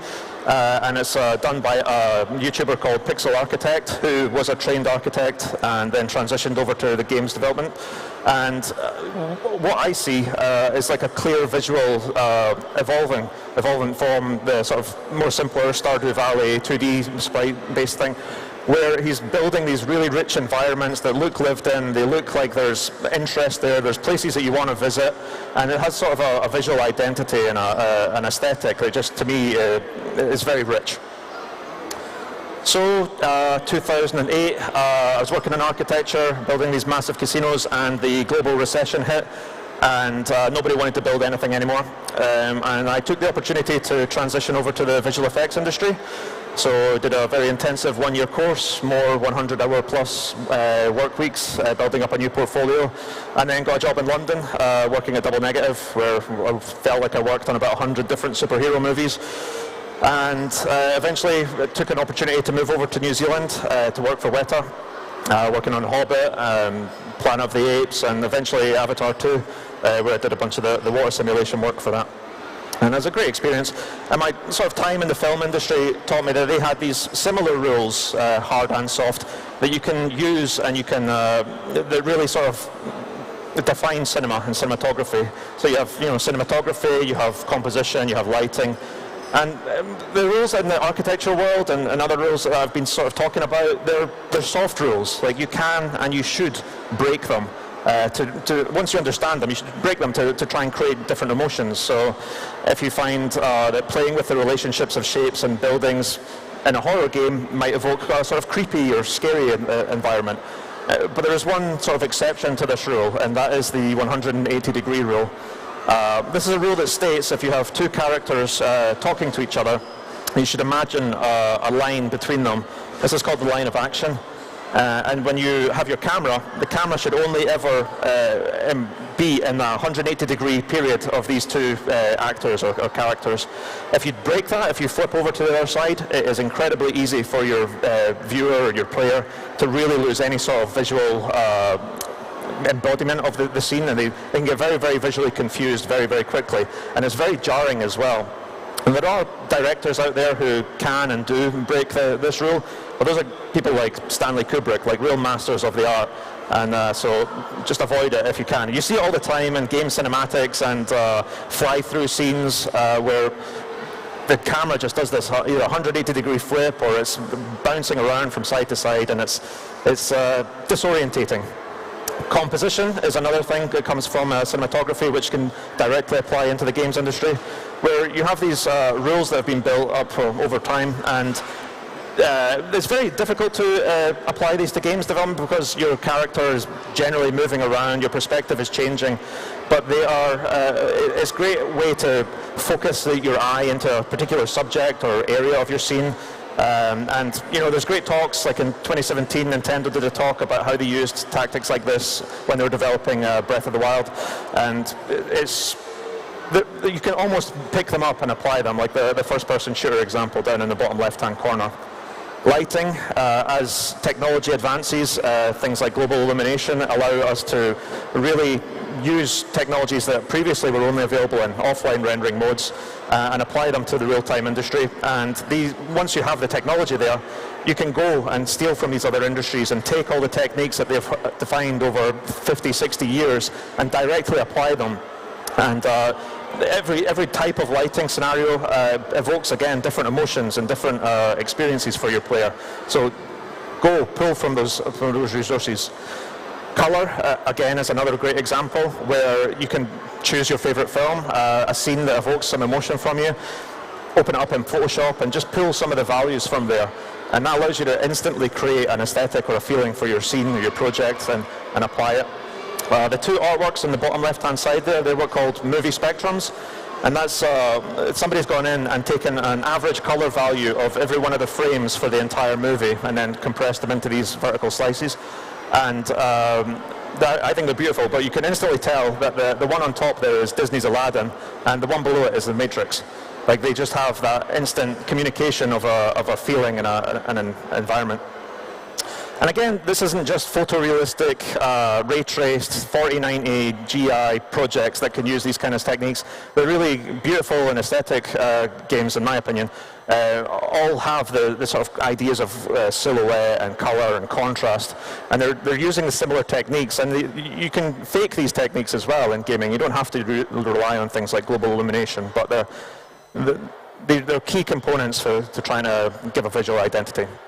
A lot of my time was spent in rigid body simulation and water simulation, and these are now features that can be instantly applied and bring new interesting gameplay mechanics that maybe haven't been experienced before. Abyss in the top left-hand corner there is a game that's made with Unity physics, and not only being beautiful, is really, really fun to play, and is a different experience than a lot of games that have been out recently. Teardown is another one where you've got a voxel-based environment where you can destroy literally everything in this sort of heist game. Brilliant. And then Wave Race 64 and Sea of Thieves, and they're both using sort of similar technologies with wave displacement that came around like 20 years ago. And as computers are getting faster, we now have the opportunity to do real-time fluid simulation in engines and runtime. I'm really kind of interested to see where that leads us in terms of making new and interesting gaming experiences. Then 2020, another global crisis happened. COVID hit, and I took the opportunity to move my family back to Edinburgh and took a job at Rockstar as a senior technical artist. Again, that was sort of a mixture of technical and art. And obviously I was working on a project which is as yet unannounced and may or may not feature a lot of automobiles. But the Rockstar were and are, in my opinion, the kings of using these kind of rules and references from other industries to really influence their games. For example, they would send entire teams of people out to the other side of the world to photograph sidewalks, to use that sort of direct reference in their games. And I think it really comes across. How does this apply to you in Malta? Well, Malta is this incredible cultural mixing pot with a ton of great industries here. And these are all great industries that, you have aviation, maritime, archaeology, tourism, the film industry. It seems like Brad Pitt makes a film over here every couple of years. And these are all industries that use computer graphics in different ways. So you can obviously have that sort of relationship with those industries, but you can also form relationships with them and use those transfer of knowledge and transfer of skills to influence your experiences that you're developing, and really trying to embed this feeling of authenticity into the games. If you worked as a waiter while you were growing up, then maybe that influences an Overcooked variation, or your journey is very valid. Your experience and contributes to your voice as a developer, and I'd just say try and pull from those other experiences. So I'm finished. Thank you for listening to me. Please hit me up outside if you would like to talk further. And just in closing, please, please, please never break the 180-degree rule, please. It makes it really bad. Thank you. Well done, guys. Cheers. Brilliant presentation. I think we need to work on your intro. The intersection of industry certainly doesn't do it justice. That was super engaging, super interesting, and I learned a lot from how architecture and these other elements can roll across into the gaming industry. Now, next up we have gaming, the investment game for angels and VCs, which will be sponsored by KPMG and is going to be moderated by Ryan Mitzi and his panel, where we're going to be looking like behind every great game is a very patient checkbook. So we will hear from the men behind the money, and it should give us a good insight to how the industry has been financed and funded as we go along. So Ryan, if I could call you onto the stage, come and join us. Okay, here we go.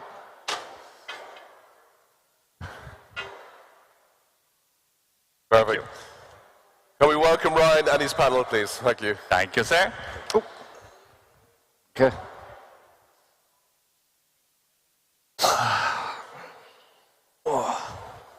Can't see much. Good morning, everyone. We're actually closing it on noon. Wow, bright lights. Our session is intended to give a bit of a deep dive into the landscape of digital games, underscoring more than anything, the investment journey. My name is Ryan Mitzi, Director within KPMG Deal Advisory team. As you may be aware, as a firm, we do push this space quite a bit. We follow the industry closely, assisting clients in this space at different stages of their life cycle and across a number of service lines as well. I have with me on the panel 3 panelists: Pontus, Chief Strategy Officer, Global Top Round. I have Mark in the middle, Founder, Electric Manta, and John Heiner, Co-Founder, Giant Games Fund. Welcome, John, Pontus, Mark. I would like to invite you to just introduce yourselves to the floor for the benefit of everybody, of course. You take your pick. Want to go for it, John? Sure. Thank you to the Maltese gaming community for inviting me. This is my first time in Malta. It is 1 degree and snowing in Amsterdam, where I'm from, so I'm really happy to be here. In brief, my background, for 15 years I made games. I was on various fantastic game teams at EA, Take-Two Visual Concepts, the now kind of humorously named Pandemic Studios back in the day, and I was a core creator working on game teams as a creative. I was a creative director of my own studio at one point, and then I spent 10 years working on Wall Street, mostly 7 years in San Francisco trading options as a partner in an options trading firm. So I have a kind of a background in both finance and also in games, and so I am coming out of venture with my subject domain expertise being video game creation. Definitely good to have you on board, John. The dichotomy of the finance world and the esports world and the tech side definitely value the panelists. Mark? Yeah, hi everyone. My name is Mark Cochran. I'm CEO of Electric Manta, a mobile game studio based in the UK with a satellite office in Malta. I've been in the games industry now for 3 decades, which you can probably tell from my greying lack of hair. Yeah, I've been on an amazing journey in this business. I still get excited to go to work every day as I did when I first started.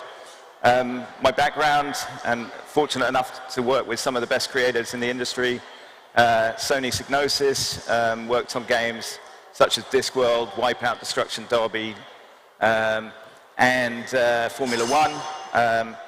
Was lucky enough to also work for a company called PopCap Games in the early 2000s. I was head of Europe for them and worked with the pioneers of casual games. Games that we created included Bejeweled, Plants vs. Zombies, Peggle and Zuma. And most recently, prior to Electric Manta, I was turnaround CEO at a company called Lightyear, which was founded by some Rovio executives in Helsinki. And I joined the company back in 2018 and took the company profitable within 2.5 years, creating 2 hits with publishers, one called Good Slice with Voodoo, the other one called Bazooka Boy with Supersonic. And yeah, I was crazy enough to start up in the middle of a pandemic and raised a 3 million round for Electric Manta, and have been creating mobile games ever since. We've tested around 26 games in the 3 years that we've been going. Pretty much all of them have failed. We're currently working with a major publisher on 2 action RPG games.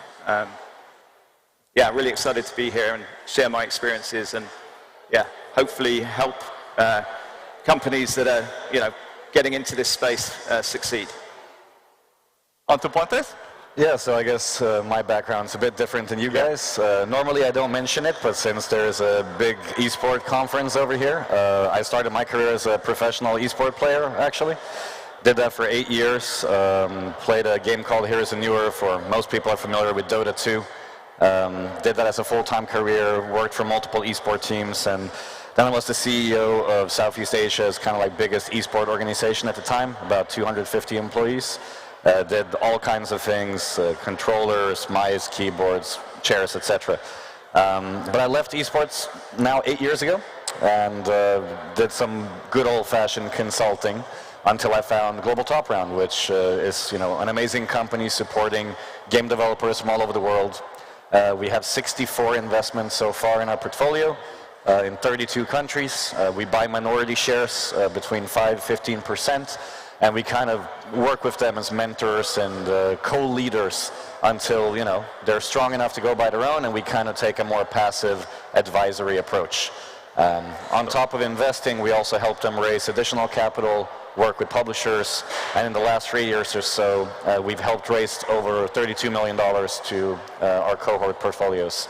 And we've launched games with some people like 505 Games and other large publishers. So very excited to be here. It's my third time in Malta, actually, but my first time at PlayCon. So looking forward to be here. Definitely a bundle of experience, obviously cutting across various perspectives. And to start off, perhaps John, Mark, I'm going to start off with you as respective founders. You're at the forefront of seeing original games being crafted across a number of platforms. Maybe if you can highlight perhaps some emerging trends in the digital game development that you believe will shape the industry going forward, just to set the scene a bit. Sure, I'll go ahead and start. Probably 3 trends, and there are a lot more than that that we can talk about.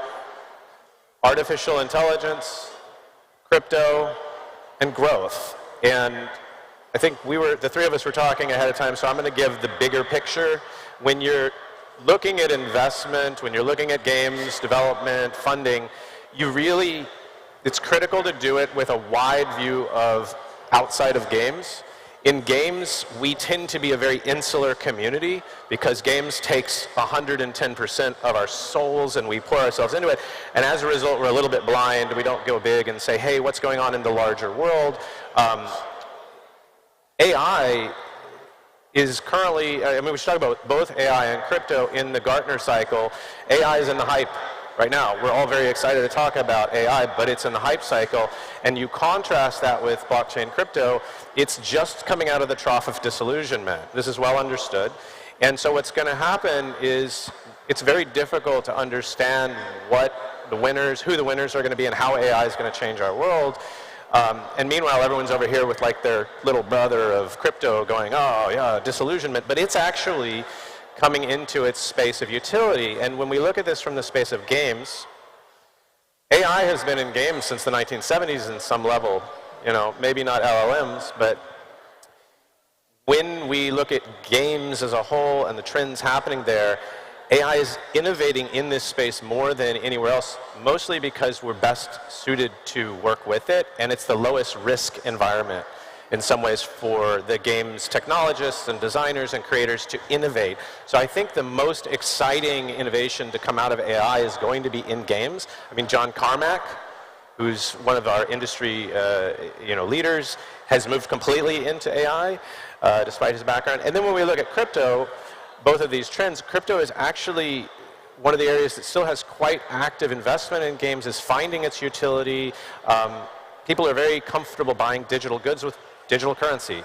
So in both of those spaces, when we look at kind of the bigger picture of people who are looking inwards at our industry, they're saying, oh wow, what a great industry to invest in AI, what a great industry to invest in crypto, because games is adding a lot of value creation in an efficient way. The last one is growth. So again, going big picture, I was preparing some numbers the other day, looking at the European Central Bank. The growth over the next few years, according to the Central Bank, in terms of just the economy, 0.6%, 1%, 1.6% over the next few years. And then you go and look at games, it's like 47%. You'll hear this figure a lot, it's a 250 billion US dollar industry, but it's going to be $500 billion industry, significantly more than that by 2027. And I think this is important to contrast because we've had a lot of value destruction in the last year. You know, we can take a moment of silence for some of the studios that have shut down, and that's really tragic. But if we look back over the last 30 years, this is par and parcel. We see this all the time. But even with that kind of growth trajectory that's happening in games is happening for very well understood reasons. We're looking at massive growth, and the people who are starting studios now, when it's the tough times, I think are going to be the people who control the conversation going in the next 5 years. Yeah, I think for me, generative AI is definitely the most interesting, I guess, trend that's going to drive this industry forward. I use it in our studio all the time. It's amazing that you can, in literally 2 minutes, get a complete backstory for a game developed. And I think from a kind of game studio perspective, you know, you need to use every tool that you can to try and, if you're a small studio, be able to act like a big studio. And I think AI gives that capability to the smaller guys. And I think the studios that are smart and are nimble, that can leverage that technology, will really be able to do amazing things with a really small team. And I think that's super exciting. Yeah, so that's that for me. Pontus, maybe a bit of a different perspective over here. In your C-suite role within a game startup accelerator, I know you mentioned the fact that initially you do the hand-holding, the curating, the incubator kind of role. You've witnessed the growth of a number of gaming studios so far.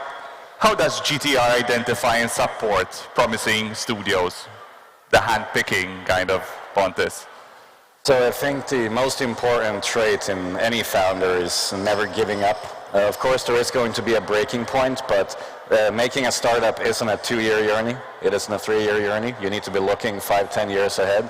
And when we look at founders, that's the key factor. Like, will they find every single way to survive? And I mean, obviously, as we all know in the gaming industry, this year is the worst it's ever been, actually, I think, in most of our careers. Even the ones that have been here for 3 decades. Then what you need to survive, you know, you need to be looking at your cash flow, like how you can make it to the next step and just get through it, right?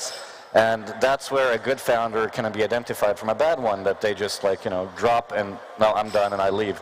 Of course, that's extremely hard to identify early, especially since we normally invest in first-time entrepreneurs. But we usually try to spend a couple of days with them before we invest and, you know, understand their mindset, the way they've kind of walked through life in their other businesses and their education, etc., to see, like, the way they think. Because you really need to have a founder mindset to make it in the gaming industry, because, like you said, it's 110% or sometimes even more, you know. You, as a founder, you sometimes have to crunch a lot. You shouldn't be expecting it from your employees, but as a founder, it's a whole different story. But with that said, like, founders aside, everything comes down to the content. So in times where we are not certain, we always look at the game. What have they been able to do with this amount of money or hours? We count sweat equity. So if they've put in, let's say, like 500 hours into this project, which is equivalent of, let's say, just $50,000 for the sake of it, and their game is 200K, we should be able to kind of extrapolate that and understand what can they do with that $200,000. So that's what we do first and foremost. And then our money is not meant to finish the game. You know, we have relatively small ticket sizes, 40K to 400, and we want to bring the game to a stage where a publisher or a VC can come in and bring it to the next level. So we need to see that the talent's there. And if your team is, like, let's say, 3 to 5 people and you're all art directors, we expect the art to be 10 out of 10. We don't expect the back end and everything else to be good, but what you're pitching compared to your experience needs to be top notch. Everything else we understand you need to hire. So, you know, we're not, you know, arrogant to say that you're a 5-man team, everything should be perfect. But it does need to have a good game loop, be fun, and, you know, we need to see that there's something there. Yeah. Totally with you. So, Pontus, the whole package, making sure that you're backing the right horse, that there's the credentials on the table, there's the ideation, and there's a bit of a strategic outlook as well. Latching onto that, Mark, from your experience, unique challenges in securing funding, first reactions? Yeah, I mean, funding, I'm in mobile, and mobile has probably had the biggest decline in funding out of all the different sectors. When I started the company, it was the hottest sector, so, you know, shit happens, and you have to figure out how to deal with it. We've gone from 28 people to 8 people today. We've had to do all sorts of different things. We unfortunately recently killed one of the games that we'd been working on for some time that we believed had hit potential. But, you know, at the end of the day, when we got right to the end, it was all about looking at your cash flow and trying to figure out how can we survive as a company.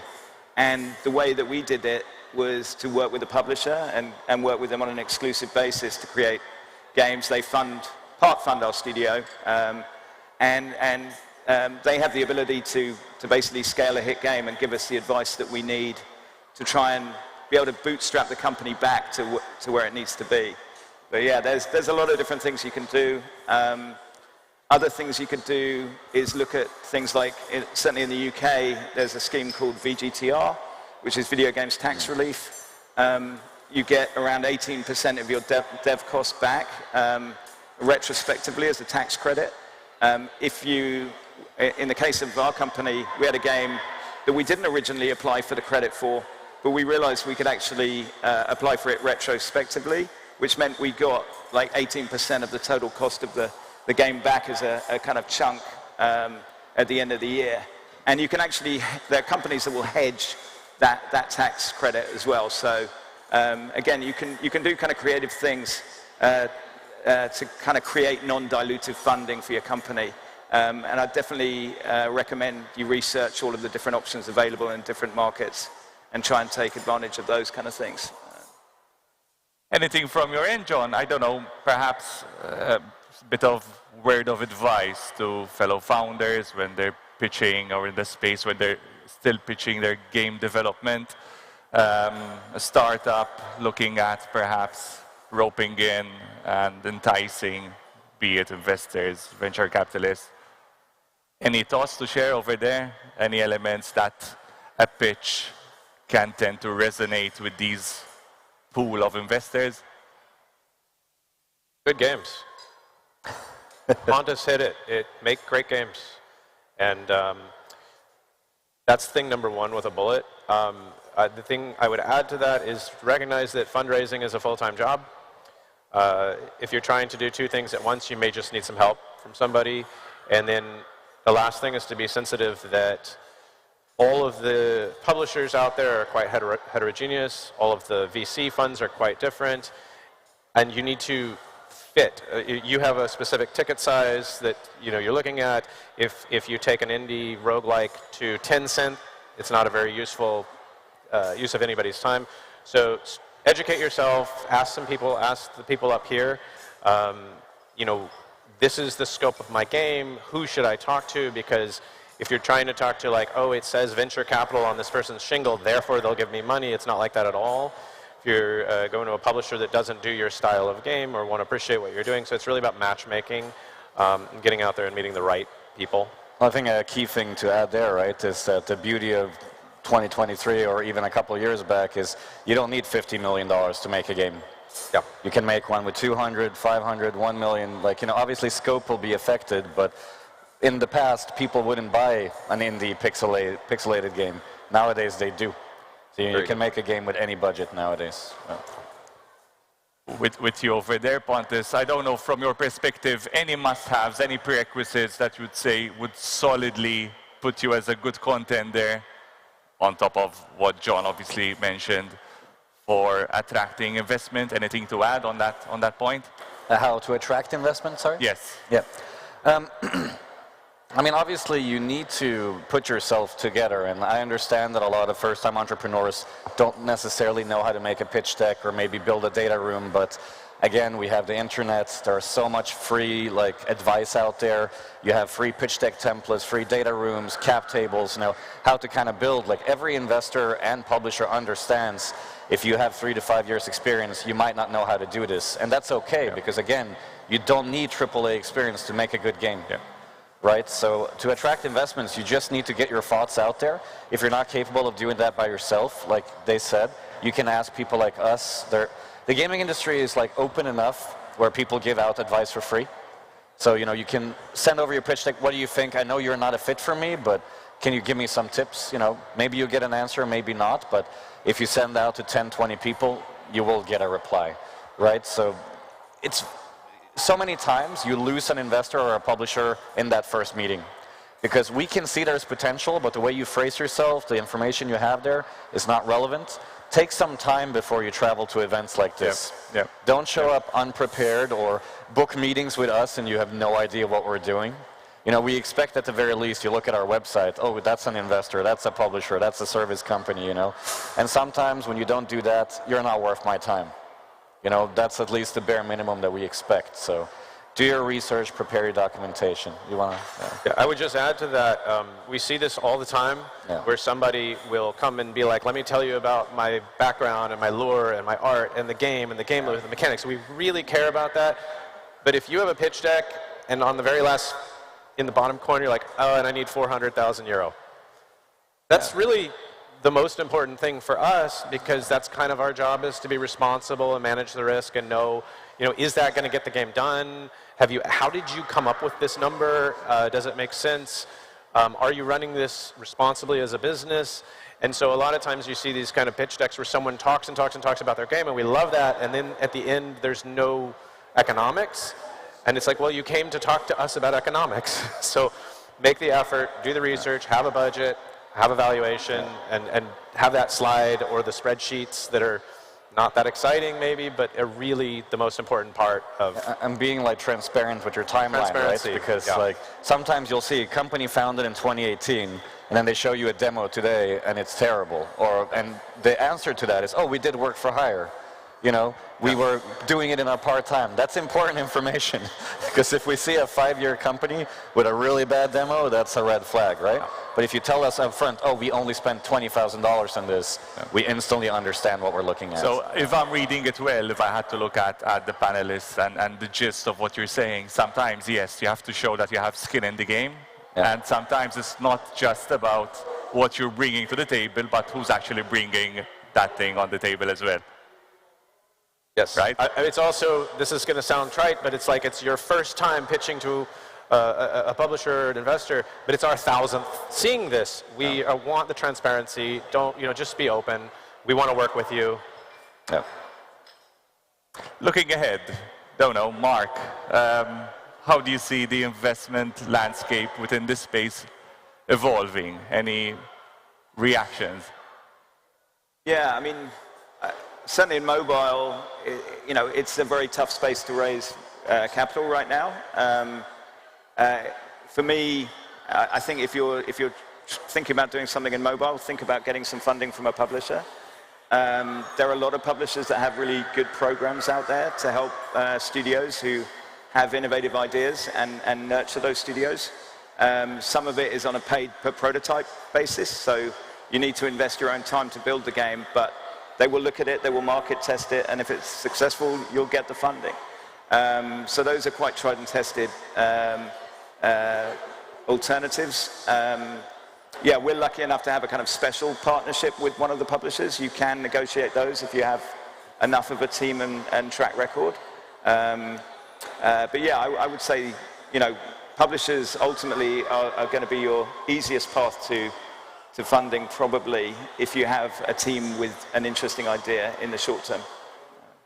Conscious a bit of the time, we're down to 2 minutes. Maybe a question to all the panelists, and just the last thing we'll want to leave the audience with, whether they are aspiring game developers, investors, simply industry enthusiasts. What would be the key takeaway from all three perspectives? John, Mark, Pontus. Sure. A bunch of different things. One thing I would just comment on that's probably relevant to Malta, as Malta's finding their identity in the gaming space, game development is remote. It's distributed and global now by its nature, and I think it was one of the first industries to really deeply embrace that. So the opportunity for collaboration, this is a digital product. It has global distribution, infinite joy and spread. So it's saying, you know, that this is something that can be created in a remote way, and the geography is not the most critical thing, I think is very relevant to this conference and thinking about what's going on as the industry transforms. I guess from my side, yeah, there are a lot of interesting emerging technologies. We talked about generative AI. If you're a small studio, you know, lean into that if you can. It'll certainly give you an advantage. You'll be surprised how much. Yeah. I think that's the main thing from my side. Yeah, I'm going to add another key takeaway that we didn't kind of mention, because we talked about transparency and timeline. Another thing is, don't lie. you know, because that happens a lot where I talked about timeline and sweat equity. Don't put in more than you actually did, right? We all talk. Investors talk, publishers talk. We have WhatsApp groups, Discord groups where we share deal flow. If you lie to one of us, or if you say, oh, I've been working on this prototype for 6 months, but you know, some publisher knows you pitched that to me a year ago, you instantly lose credibility. So again, transparency is key, and truth. And the sum of parts of that experience, that combined experience and the networking and the knowledge sharing will definitely, people will call you out, essentially, is your message, Pontus. Yeah. Right on time, it seems. Unfortunately, we didn't have the time to field any questions from the floor. You're obviously going to be around, I would assume. So thank you for making the time and your valuable insights. Thank you so much, John. Thanks so much. Thank you, Ryan.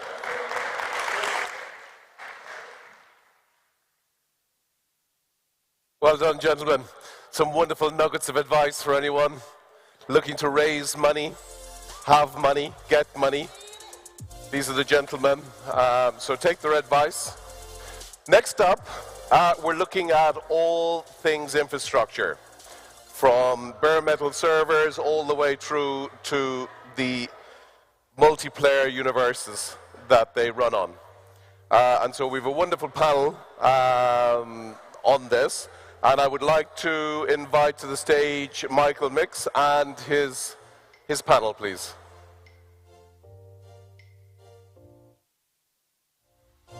Welcome, Michael. We look forward to hearing. Thank you. Thank you. Take care. All right. All right. Hi, everyone. Gentlemen. Wow. Yeah. Wow. We're on stage, guys. Let's make it nice and cozy. Oh, this is good. All right. Hi, everyone. Welcome to this chat, this seaside chat with these fine gentlemen. And today we're going to talk about balancing cloud resources and bare metal servers for online multiplayers and MMOs. That's the topic for today. And as the host of this chat, my aim is actually to let these two gentlemen talk as much as possible, because they have so much knowledge, experience on cloud, on bare metal, on online multiplayers. So my aim is to let you guys talk, get all of that info from your guys and feed it to you, to our audience, because in the end, we're here for you guys. So let's start off with super quick introductions. My name is Mix, just one name, Mix, like McLovin or Shakira or Beyonce, just Mix. I'm the director of sales at i3d.net, and we are a global hosting company, and we host a lot of online multiplayers. Mike, quick intro from your side, and what are you working on at the moment? Well, okay, the quick intro is I entered into the games industry in 1996, and that was with Electronic Arts. I stayed with Electronic Arts in the role of development and operations direction and responsibilities, and I left there in 2012, and the last game was Star Wars The Old Republic that I worked on delivering for them. Since that, I did a little bit of consulting, and I'm now in Malta working for a startup studio called NARC, which stands for New Alternate Reality Construction. That's founded by the visionary and the founder of CCP, and also the game designer of EVE Online. So it's a very exciting project, an MMO that we're working on, soon to be announced. Can't really talk more about that. Super secretive, but super big. But it's epic. It's epic. All right. Stefan, you want to introduce yourself as well, and tell a bit about i3D just in a couple of seconds. Yeah. Stefan Niedler, CTO of i3D.net, one of the co-founders. Been with the company since 2004. Various roles. In the beginning, in any startup, you do everything. And nowadays, responsible for all the innovation, software development, and also some ambassadorship, which why I'm very happy to be here. So very quickly about i3D.net. What we do is we take care to provide the best possible player experience on a global scale at over 65 locations around the world, where we complete the full infrastructure stack from top to bottom. Famous clients you might know might be companies like Ubisoft, EA, Epic, but also voice and video platforms like a Discord. And I'll keep it at that. Thanks. Yeah. Thanks. All right. So we did the intros. Before we go into the content, just for the audience, who plays online multiplayers? Somebody wave hands. Yeah, I do see people. All nice. Right. Awesome. Plenty of gamers. So, yeah. Awesome. So we have the right audience. Anybody working on an online multiplayer, like building it or having it live? Just a few hands. Nice. All right. Cool. So we're talking about cloud. We're talking about bare metals. Stefan, can you like demystify the word cloud, debunk it, because it's that word that we all know, but can you demystify it for us? Well, easiest to say, the cloud is not some magical cloud thing up in the air. In the end, it's pure raw servers in a data center somewhere. Yes, it is used to build magical things, that's for sure. But ultimately, when it comes down to, it's just capacity running in data centers. So it's not that much different than what we already had in the past, just more added flexibility.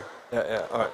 So it looks like two different worlds, right? The cloud or bare metal. How do you see those two worlds? Is it one and the same, or is it? How do you see that? Of course, when 10, 15 years ago, there were no clouds. And how games were built back in the days, any new servers took weeks of planning, weeks of lead time, whereas nowadays, with the cloud, you have ultimate flexibility. In the end, though, it's still the same capacity.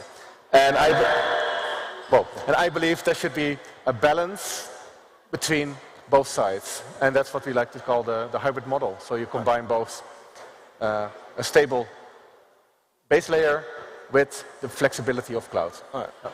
Mike, any thoughts on this? Yeah, I've got a lot of thoughts on this. Yes, you do, right? Yeah. I came from a background where I built the first data center for EA. Yep. So I also worked on the platform, so from a software point of view. And what I've observed really is, especially, this is entertainment that we're delivering, and the entertainment was extremely local on a console.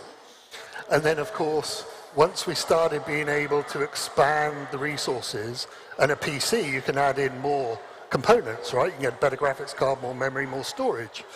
So what really happened with online was taking the resource consumption offline in a way that made it then non-local. But the latency was horrific, right? So you're limited with what you can do with that. But when you think about the fundamental reality of cloud is its default position is it's hybrid. So there is always hardware. And that sits in very expensive, in the billions of dollars worth of investment, hardware. The layer on top of that, the software which provisions the hardware, has changed fundamentally away from the point of need used to be 90 days or a quarter. Yeah. So if I wanted hardware, it would be, that's 90 days from Cisco, if you're lucky. Ordering in servers, working with Dell, HP, those guys on their timelines, 90 days. 90 days? 90 days. So if someone was working on, hey, you know, this feature we're doing in a game, extrapolating that out into point of need, forecasting that, and then putting that money aside, getting into development, that's what we lived with. And that takes way more planning back then than you have to do now, right? Exactly. And the other thing that's now happened, which is the cloud part, is the provisioning has moved into the software layer. So as a consumer of those hardware resources, I simply access the software as a service that provisions that for me, and the point of need is now down to minutes or seconds. And that's accelerating that trend too. But there's always hardware. Hey, and Mike, at NARC, how are you tackling game hosting for your project soon to be announced?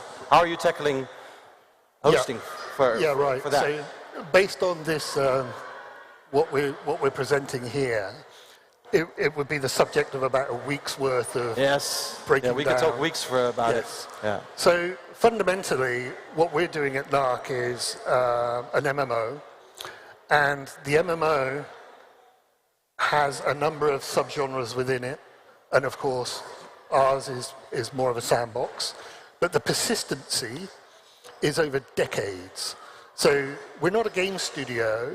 We are a company who's creating an entertainment product, and we will run that world for decades to come.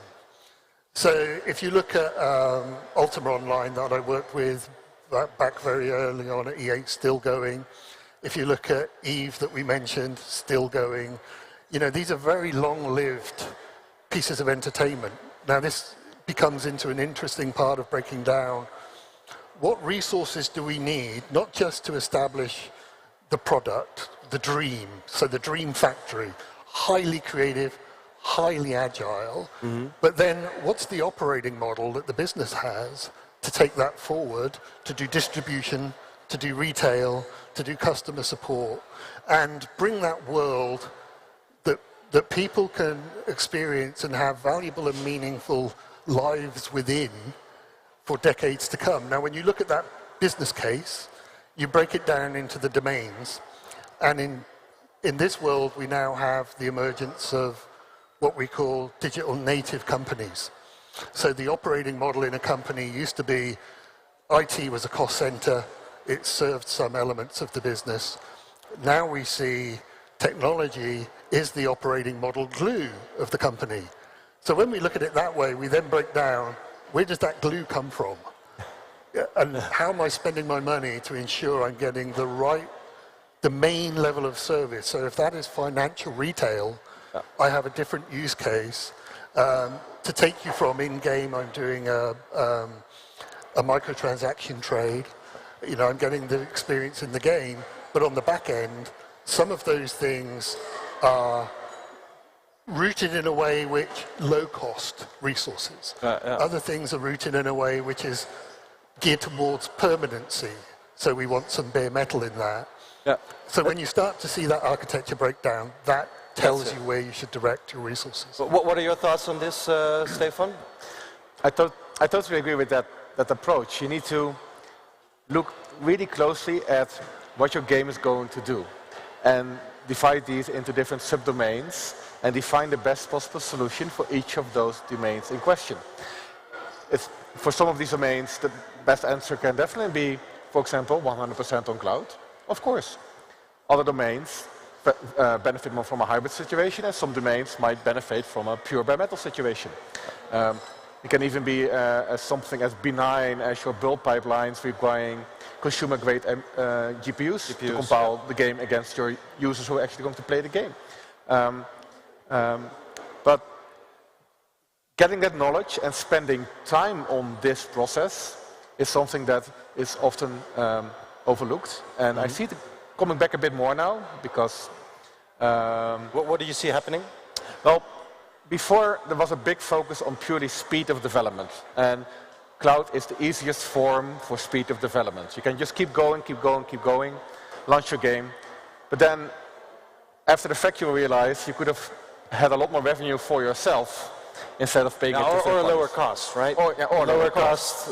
Exactly. Yeah. So sometimes you need to slow down, take a few steps back, and carefully look at what you're trying to build, and then apply the best solutions for it. And yes, that might mean that you need to use old-fashioned servers from which was the default standard 10, 15 years ago. But ultimately, you want to If they do the trick. If they do the trick for your best profitable game and experience for your players, you should do it.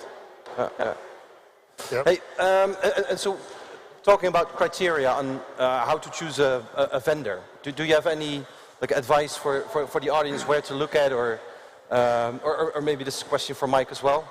Yeah, I think it really comes down to that, understand your domains. And the other thing I'd caveat with that, and I break down, when we asked earlier how many people play games, how many people are developing a game, I'd extend that into how many people here are technical on the hardware, how many are technical on the software, and then how many business operations people are there who aren't technical in that area at all. So what I talked about earlier meant those activities, the operating model of the business, fits into those three domains. Now, if you then find with that analysis you don't know the hardware, find a partner. That's critical.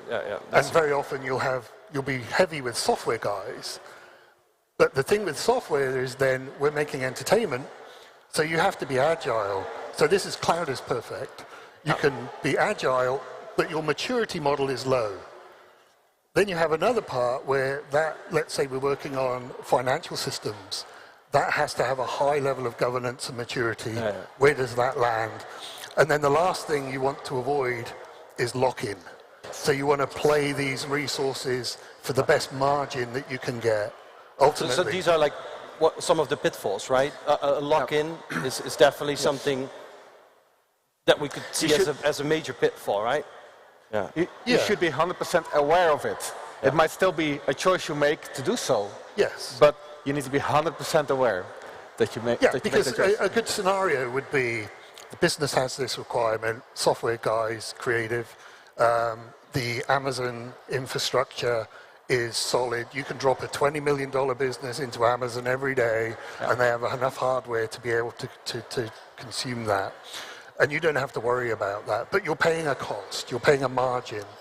So the language that is used to describe what's happened is that hardware has been codified.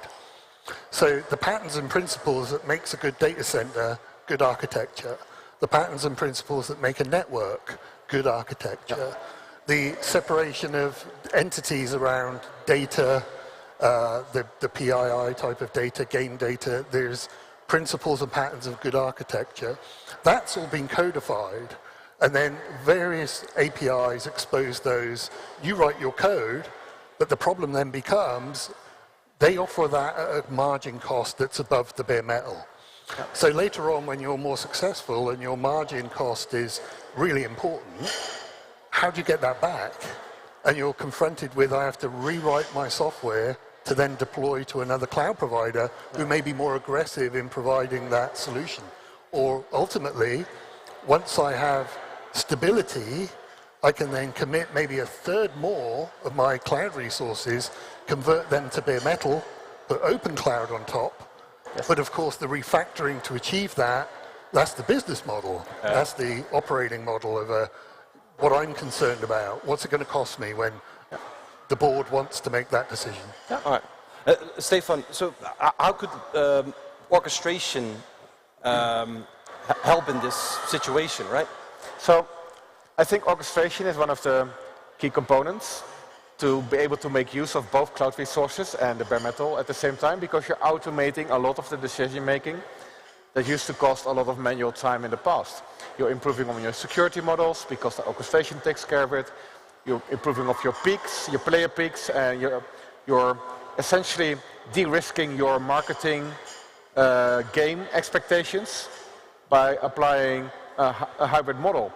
And a hybrid model, I mean that you combine a base layer of physical infrastructure that you have full control over, and then in a cloud agnostic way, ideally, you add cloud resources on top of that where needed. So it could be that if the cloud provider is sold out, your orchestration takes care of it to launch it in another cloud provider without you having to worry. And with this, you can, in essence, get the best of both worlds. One, ultimate flexibility because of working with the cloud providers, but two, also more predictability about costs, and three, de-risking the age-old problem that was in the past: how many people are going to buy your game at launch, and how many players will there be? Yeah, and I think automation is an evolution where we see. I used to have to hire lots of people, organize them. People and process are very complex and hard to scale. Then we see the codifying of what I talked about. That comes into the realm of software development. So that's much more structured and automated, so I can do continuous build integration and things like that. However, I think there is a change that we're seeing where you're familiar with trends in DevOps, SecOps, NoOps. They're automation pieces. And that's great because clever software guys and architects can then design those lanes of automation. The next level we're getting into is, it was mentioned earlier in a panel about AI. Yeah. But what AI needs is a data set as what good looks like. What's the target? So before you get AI, you're really in machine learning. Machine learning provides then the validation, gets to an end goal, which says this is what good looks like. AI is then, you know, the actor that performs that. When you take that AI in a role-based operations structure and you give it accountability and responsibility, you then have the third piece and the evolution, which is orchestration. So orchestration is then, now it's being done by people, will start to be done by much more AI machine learning based roles that can look at your deployment as a whole and then perform tasks that used to be self-healing, making sure that, you know, governance-based compliance, evidence-based components, that can all fit within the realm of that. So then it turns out I can have fewer people to achieve, that's almost like the operating cloud for the business, combined with your... Exactly. And that means you free up also good people, because good people are hard to find. Yeah. Who then can work on your innovation of your game and don't have to worry about automated manual tasks. So instead of hiring wizards, who their value is in creating these spells, and then we, you know, oh yeah, and then magic happens. Now we're in the realm with automation where it's like buy the potion. So Terraform and things like that, you're buying potion. And I think that's an interesting area now where the AI genie in the bottle is the component where it's like, no, I will, where's my genie? All right, cool. So what I'm hearing, actually balancing cloud resources and bare metal servers is all about orchestration, it's all about automation, it's also about some wizards and it's complex stuff. And we're coming to the end of our chat. Do you guys have any like final advice for the audience on this topic, right? Like, what are things that are like key takeaways for this? For me personally, for game developers, most of them, when I talk to them, especially when it's a newer studio, they're all focused on getting that game out of the door. They think all the work is then done, and when it's out, you're done. Now, with live games nowadays, when your game is released, that's when your journey starts. That's when the real effort starts to become successful. And with Mike's advice earlier, you need to sometimes slow down a little bit. Take a good look at what you're having, what you're building, and think about that future after the game is out. And that would be my biggest advice. Yeah. Mike, anything to add to that? There was a point made on the earlier panel, which is don't come to a VC without the numbers, right? So know your numbers. You know, we're in the entertainment business, so Daffy Does Golf could be the next big thing. That's great, but how does that business derive its value and its operating model to sustain that? And that's the part where it's okay, if you use cloud to innovate and pivot quickly, but you don't have the responsibility of maybe doing the publishing side, great, find a partner, leave it to a publisher. But if you are taking that on, break it into domains and then work out what each one of those domains needs from its compute. Their resources. And then make sure that the architecture and solution is fit for purpose. Gotcha. All right, guys, time's up. Thank you for joining us on this chat today. Find us backstage or next to the stage if you want to talk about this topic. If people are up for drinks, 5 p.m., the Black Pearl, we're hosting drinks. So remember, 5 p.m., Black Pearl, we'll have a couple of beers. Join us. All right. Cheers, everyone. Thank you. Bye-bye. Well done, everybody. Mix, thank you for a wonderful panel. Thank you. Very incisive. So now you know how to keep your business up online. Okay, we have the next. We got everything set up. Okay, so now we're going to be going into everything AI. So the topic of the moment, the one where we're all seeing where the future lies. So we have some really good people here. The panel today is going to be led by Ole. Ole, can you join us up here with your panel? Okay. So you're first, then... Come on, True. Yeah, like in chorus, yeah, like in chorus, yeah. Is it time? Is it time? Shall we sit? You're on, Ole. So everything AI.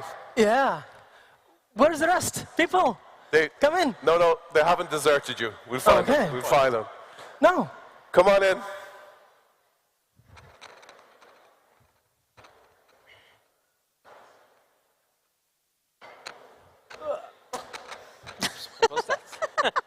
Hello. We have Instagram content now. Good. Let's start from the very provocative and controversial part. You know, this whole AI thing. People, I don't see you really, but like I would see your hands. Are you afraid of AI? You can use a hand. Like, who is afraid of getting fired because of AI? Who is afraid of? I mean, this question is actually of mine is provocative and silly. There is nothing to afraid really, and like what is AI in general terms. But still, what word, what term, what emotion would our dear panelists bring to AI? So Petra, what single words would you put next to the term AI from your perspective? Yeah, I guess the word would be expectation, maybe. Expectation, okay. Yeah. Alexei? One word to AI. Excitement. Excitement. Anya? Empowering. Empowering. Empowering. Okay. So, good. My term is regulation. Just because why not? But then let's put it this way. Let's make this super practical and super personal. And I want to talk to the panelists about their very personal experience with AI. So like now you know the terms, what they're focusing on when they're thinking about AI, but like how do they use it? Because I just learned about their extensive experience. Now it's time for you to learn that. So Alexei, let's start from you. So what do you do with AI in your life? Like what's the focus? Okay.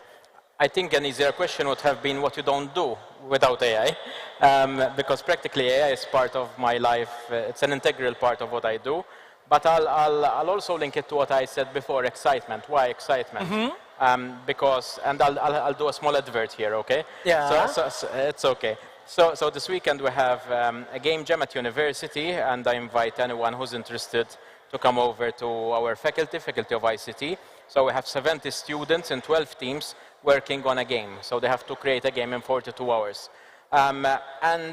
Something happened this year, because normally we rely on graphical art students. But this year, for some reasons, we couldn't. And you know, we had a problem, because you have the technologists, but you don't have the artists. So thank God this year there's generative AI.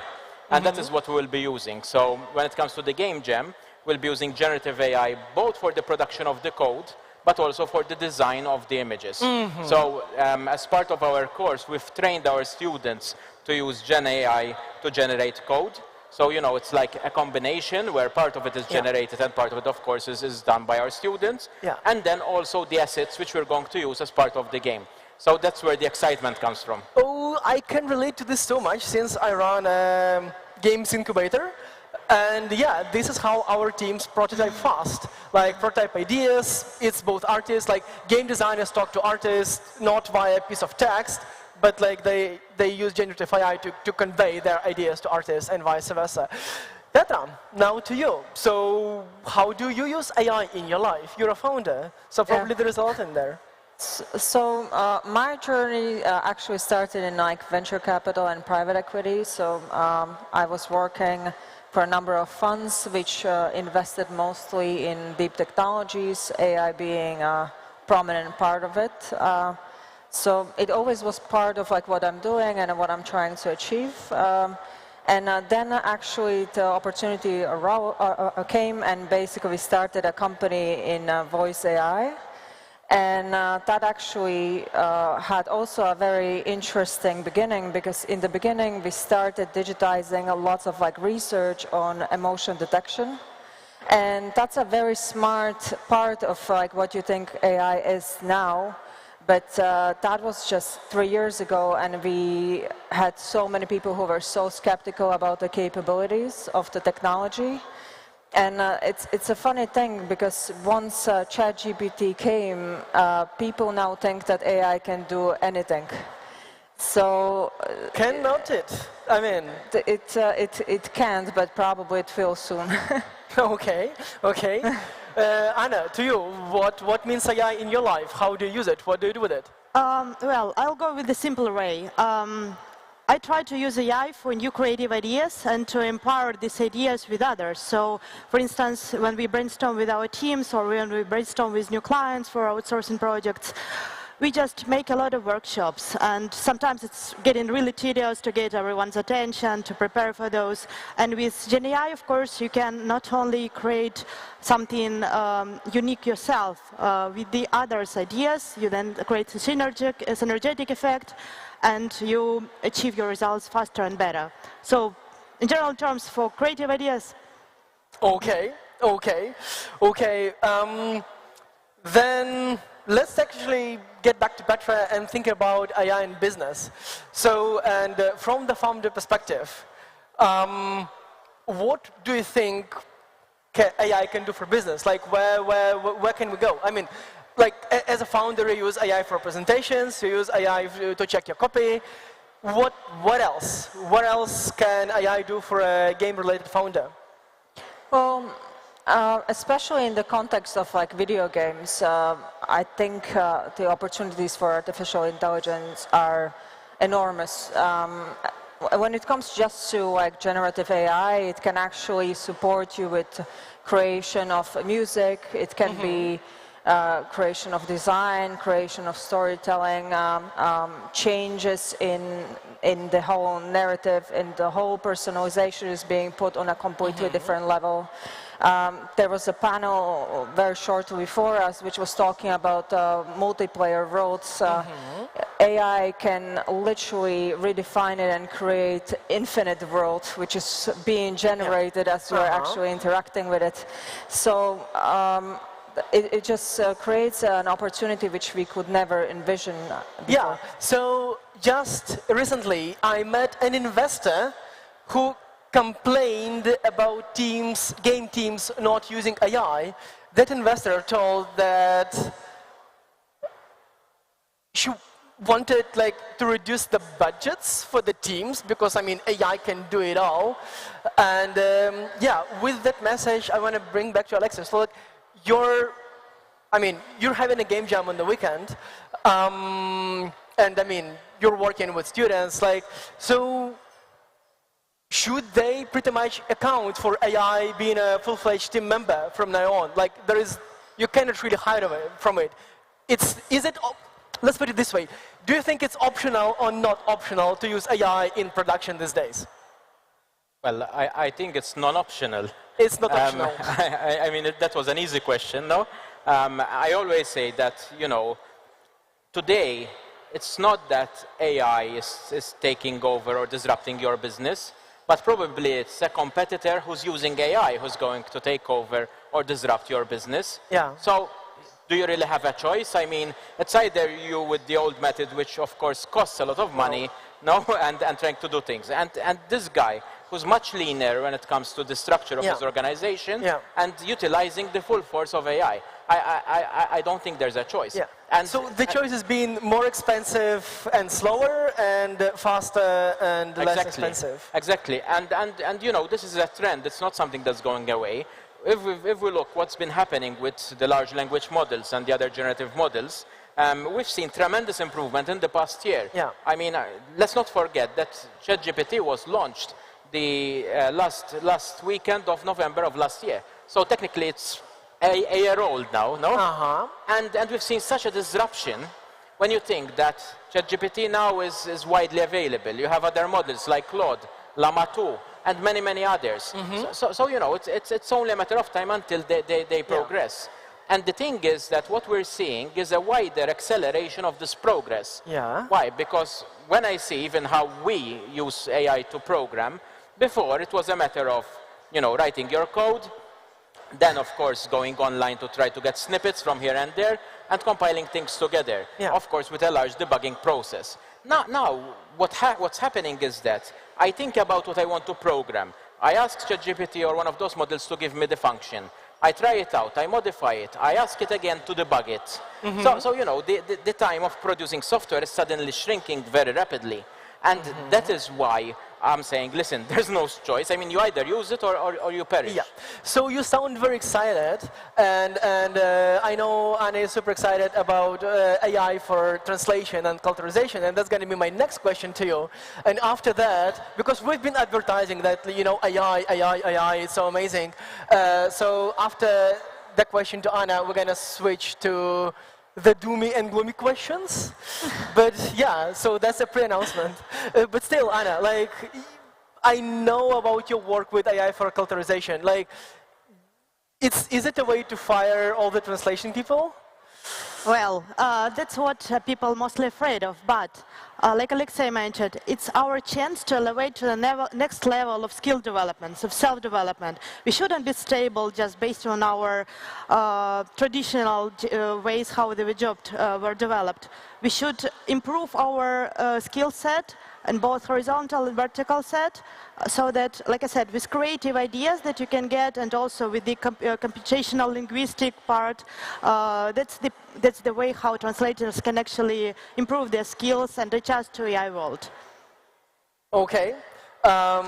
Still, Petra, what kind of people are going to be fired with your technology? I think, well, it probably will be coming in like several phases. Okay.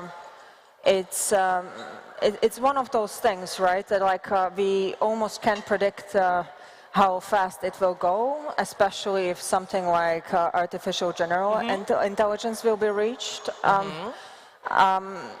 You also have to think like what's maybe better for your team, because of course like there are different ways how to utilize AI, but let's say like you are a team of 10 now, normally you would be like taking care of like single game, now you'll be able to support, let's say, 20 games. But are they all going to be of the same level, of the same care? Are you going to outsource the whole creative process to this large language model, which is actually not going to be super creative because it's going to recycle information which were already provided to it. And then if you actually saturate the whole market with like so much content, how do you actually know what people want? So this is something which we are actually trying to do at the moment, and we are trying to figure out the likes and dislikes of people. So with So firing the live ops and marketing people. I don't think they'll be fired. I think they just need to maybe put themselves in like areas where they need to expand their skill sets, or maybe utilize it in a different way. I think eventually we'll all get fired. Okay, so, good, it's doomy enough. But let me draw a bottom line. So what have we learned today? Pretty much that there is no one single thing as AI. There are tools, and they are not optional to use these days. Because if you're not using these tools that we generally call AI, if you're not using them, you're just losing competitive advantage. So you have to use currently AI for prototyping in all areas, for production, for live ops, for translation, for testing. Correct. What did I miss? What did I miss? What else? No, if I may add to this argument, I agree 100% with what she just said. I think there are two categories of people. I wouldn't call them firing, but they need to change, because I'm not sure what will happen next year. I mean, we've seen so much change that I don't know. But one thing I'm sure of is that there will be a lot of disruption, and people need to change if they want it or not. So what we're seeing is that we're seeing this shift from low-skilled, low-paid people to high-skilled, high-paid people. And this is a problem, this one, because of course, you can't just take these people and overnight transform them into the second category. Recently, I've seen a company. This company is a manufacturing company, so traditionally you would have the low-skilled, low-paid people working in it, but it's fully automated. So it has no people taking care of the production, but you have 120 engineers taking care of the robots. So this is the shift. The second one is, all those professionals, irrespective of the job, where they're not taking advantage of AI. I think those will perish as well, because it's not an option anymore. Yeah, I want to highlight the phrase, I want to highlight the phrase that you have just pronounced, that it's like, it's irrespective of the job. So please agree with me or disagree that with the statement that, this broad term, like AI is such a paradigm shift that is similar to when computers showed up. Like, you have to completely rethink what is possible and what you can do, and sort of learn it. If you miss computers, well, you cannot find a job really today, even the low-end job that require you to operate computers. So like those who are, 30 years old today, if you're avoiding AI, well, you're depriving yourself of the future. What's your thinking about it, Petra, Anna? Well, I think that the good engineer still is deserved to have a good profession. So not everyone, not everywhere we have computers nowadays, right? So we still need to have our streets cleaned up and stuff. We cannot survive without it.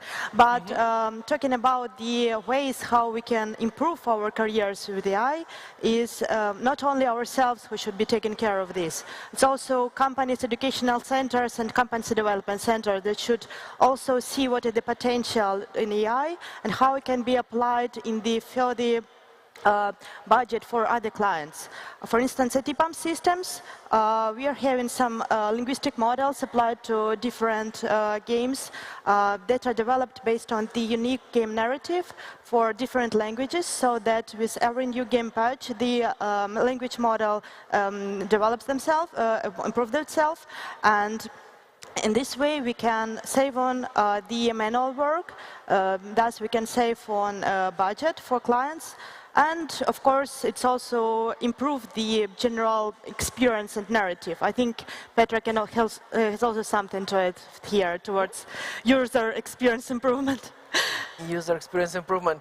Look, we have about 8 minutes left, so let's use the... Yes, please. Two things I wanted to add. When we said before, irrespective of the job, of course it doesn't mean that all jobs will be sort of affected in the same way. So there will be different degrees of effect by AI. We call that AI augmentation, so the changing of jobs using AI. Some of them will have a lot of augmentation, almost full automation, whilst others will have much less than that. The second thing is that when I mentioned about that shift from the low-skilled, low-paid to the high-skilled, high-paid, this will become an extremely problematic issue.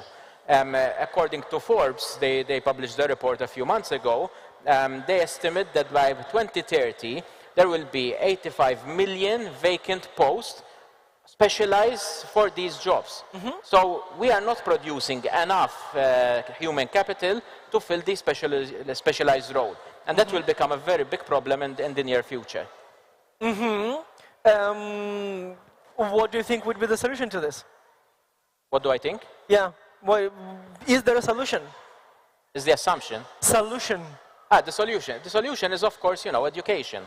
So we need to, first of all, we need an overhaul of the educational system, because I don't think it's moving at par to what's happening really out there in the real world.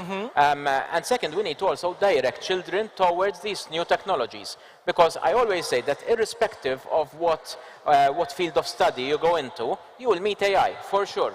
And those that meet AI will have an advantage over the others, for sure as well. So we need to give the tools, as she pointed out, to these children so that they can get the most out of their schooling and eventually their work. Yeah. Petra, do you have VC/founder take on Alex's narrative?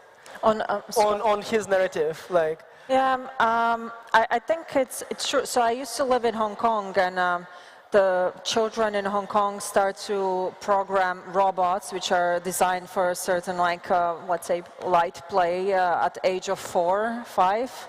So you don't really see it in Europe very much. I think Asia is really getting ready for skills which need to be kind of taken into account in the near future.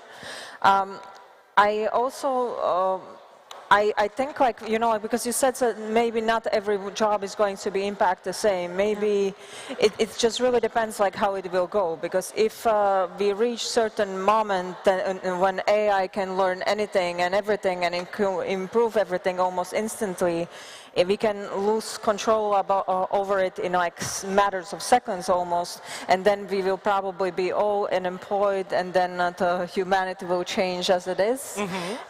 It's also not a bad thing, especially like in Europe we have a universal incomes, so you never know like what will be in like in a matter of 20 years. As you said, so the public version of ChatGPT was released not a long time ago, and it changed almost everything what we know about the industry. I guess it's just almost like a philosophical question of what will happen. Yeah, so I hear that we as humanity have to change. There may or may not be regulation, and we have to figure out how to live in this brave new world. That is happened while we're still discussing like what's in the future. It's already here, people. Now let's make it super practical, because I hope we put enough doom and gloom onto this audience. Let's now make it super practical, like for people who are like, okay, so what do I do, where do I start? So Anya, I guess like your advice would be start with localization, maybe anything else? Yeah. So, like I said, we develop a lot of practical models for people, not also for clients, but for our internal use, for our internal projects. And apart from that, there is a lot of intake that we have in accessibility from the AI perspective. For instance, all those closed captions that are currently available for all conferences and all videos. This can also be implemented towards the game development, towards the narrative development. So from this point of view, all the content that we are providing is now getting closer to people. And there's also one more thing which I wanted to mention, is this new term, culturalization. So it's a new part of the localization, game localization, of the product localization. And the culturalization is actually adapting the content not also to the linguistic perspective, but also to the country, to the country perspective nowadays. So it's this perspective that we can get only with AI, and also only with the real people view on the top of AI experience. Actually, we have a minute and a half per person. So the same question to both of you: where do people start? Where do people start using AI? Well, I think the easiest way is to just go online. I mean, you'll find loads of courses. Yes, many of them are free. What service? What kind of AI? Is it ChatGPT, like, you know, create a body? ChatGPT is the most accessible for most people. Most so accessible. Definitely, I would suggest go for that as a start. But you have to keep in mind as well that, as I said, things are changing rapidly. So, you know, today we talk about prompt engineering. Yes. But probably in a year's time we won't be talking about it anymore. So it's important that people also keep abreast with what's happening. Okay, so if I heard you right, if you people don't know where to start, don't know what you want, you can start with ChatGPT. If you know what you want, you can Google. Do you still use Google? But it's important, even if they start with ChatGPT, I do recommend that they take even just a short course, a 1-hour course or whatever, because I notice, and I speak with a lot of, like this year, for example, I had a lot of talks to teachers, educators, because everybody's panicking about ChatGPT doing the homework and the assignments. But I noticed that the quality of the prompt makes a huge difference.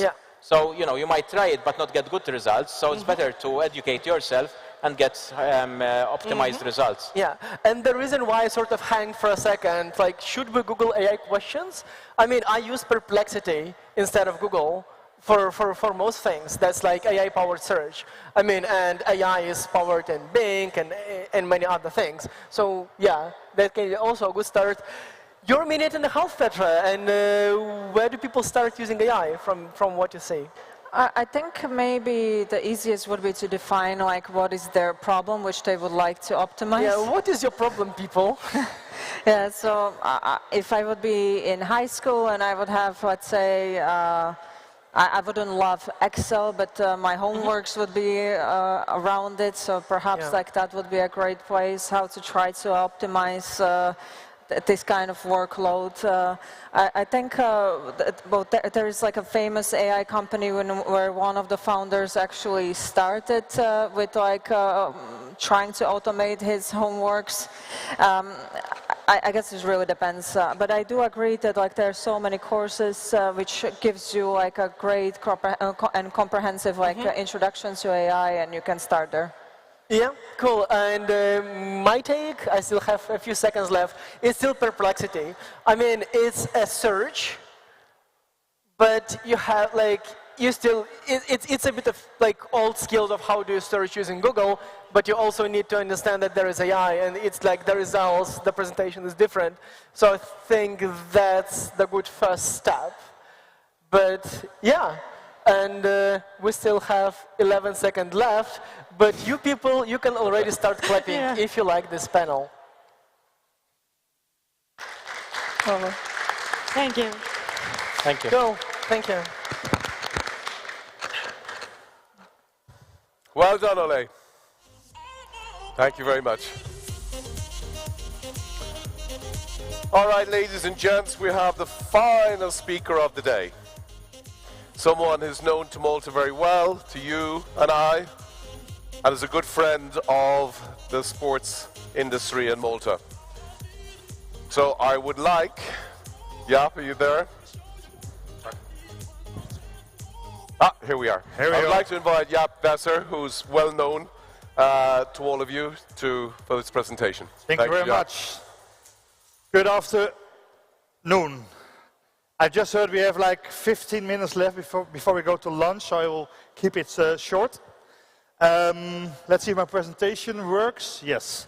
So my name is Jaap Visser, Dutch name, I'm from Holland, CEO of ESL Benelux and Malta. Today I'm going to talk a little bit about esports in general. I will skip the most important slides. I think all the numbers, you are used to those numbers already. And I will go to the most important thing is the things we are changing in the esports world. So shaping the world behind gameplay and how we do that. So let's start. So gaming is still the #1 entertainment category worldwide. A lot of high numbers like 24 billion gaming hours watched in 2022, and a lot of gamers worldwide. We all know that, right? So, and it's also mentioned that gaming is bigger than the music and video industry combined already. So, but what has changed since like 5 years ago? The thing has changed that the gaming lifestyle is more a pop culture. So you see like they make movies out of games, like The Last of Us. You have like the Super Mario that's from a cartoon to a game, into a movie, and you see all the collaboration between sports and pop stars with gaming as well. So there's really a pop culture coming up in the next years, and it's already started like the last 2 years. And if you look at gaming, it's not just playing games. There's a lot around it. If you look at the exhibition next door, you see there's content creation, there's music, cosplay. Of course, we all play the games ourselves for fun, but there's also fashion, case modding. But on top of that, there's esports. And esports brings all the entertainment and categories together and forms like a new category for young people. So if you look at the esports audience, you see it's a young audience. If you compare that to traditional sports, like Formula 1 or UFC, you see it's a way younger audience, but still is getting more mature already in the last 5 to 6 years, but still a young demography. And esports will only continue to grow. Also compared to traditional sports, you see that esports, we reach a high amount of people out there, worldwide, all different nationalities. And Formula 1 is doing great with the new Formula 1 media, what they are setting up now. But esports is still growing in that business a lot. So then a little bit about ourselves. So who are we? I have a small video, so I don't have to talk that much, and I want to show you that in a second. And there should be sound.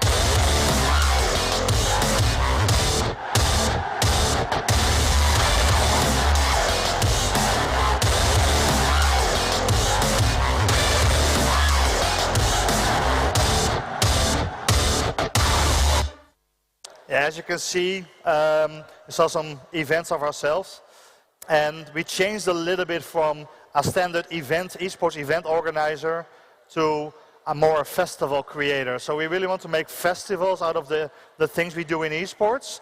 You see that with the artists we have during the weekends, basically, where we play the finals, but also like in all the different activations we do.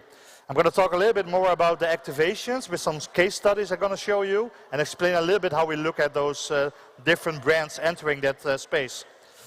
If you look at the ecosystem of our company, but also in the ecosystem of esports, you'll see it hits the different boxes, basically. So you see it's not only about gaming festivals and esports and people competing, but also cosplay, content creation, and a lot of different elements. And we try to put that together to one festival concept. We just had Gamers 8 in Saudi, one of those new festivals, and we will see that that kind of festivals will go like globally very soon as well. So if you look at then at what we are doing in Malta, because that's something I want to mention, we host the ESL Pro League season here. We're already doing that for the last years. And if you look at numbers, you see that we almost reached 100 million people, views basically, last season. So a lot of people are seeing Malta, seeing esports in Malta, but also adopt esports in general and visit Malta to be here during the finals. So we have two seasons a year, consisting of 6 weeks of playoffs. So the teams are coming over to Malta and compete here in the hotel, in the arena, and we have the final live with a live audience after those 6 weeks. Besides that, we just opened up our new, started up our new local activation, the Malta Madness. You can see it next door. It's a local competition, so not a super big stage, not yet, but we really try to make sure we embrace the things that are already happening here in Malta and be part of the community. So it's really a local competition for local teams and local talent. And we will play the finals this Sunday on this stage. If you look at brands in esports, a lot of brands are getting in, are already in, and you have a lot of endemic brands. Like Intel or Cooler Master, Razer, that are the endemic brands that know esports already for years. And what we see now is that other brands are stepping in into the market. So what I mentioned, like SteelSeries, Cooler Master and Gigabyte, they are supporting esports already for years. But if you look at the new brands that are getting involved, it's like Gucci, Netflix, Spotify, US Air Force, and of course also the Maltese government with Gaming Malta. So what you see now is that those brands try to reach a target audience that they didn't reach before. They want to learn from the community, but they also want to be part of the community.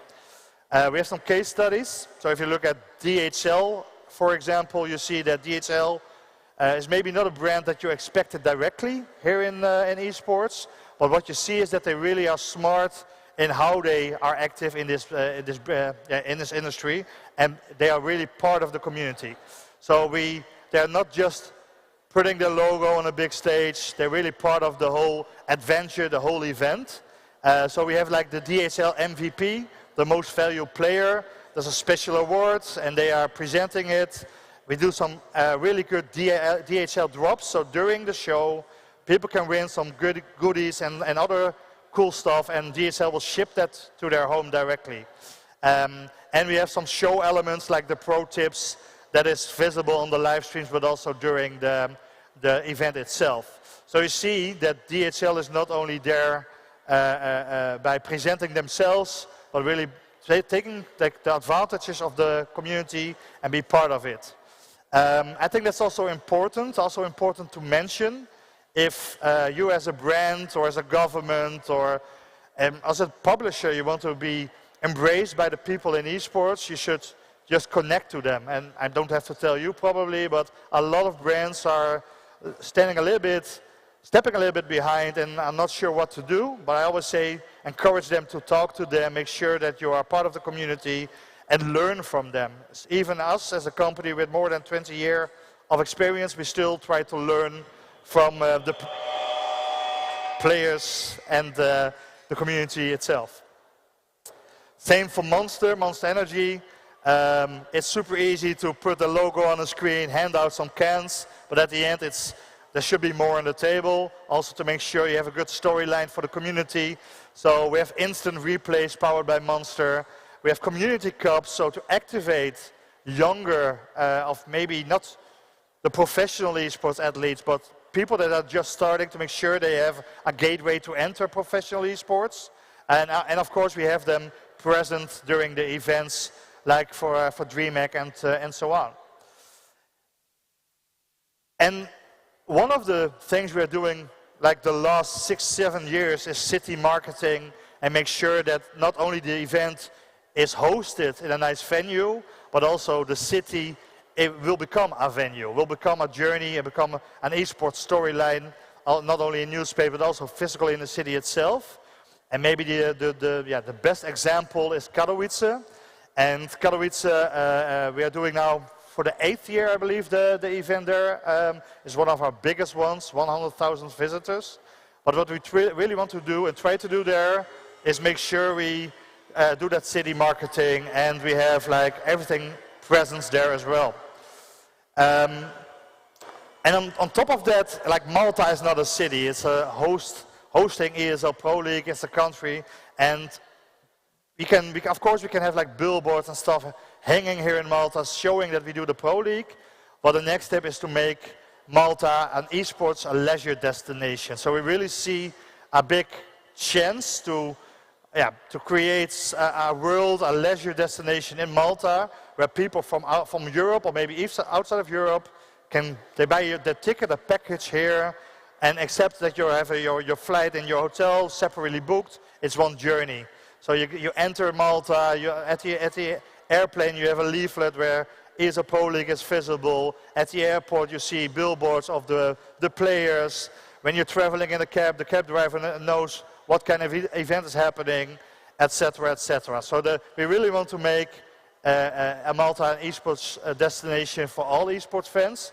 And now we are hosting a couple of seasons already, and the big learning is that a lot of players, but also the talent, so the commentators, are really loving Malta as a country and are really wanting to come back.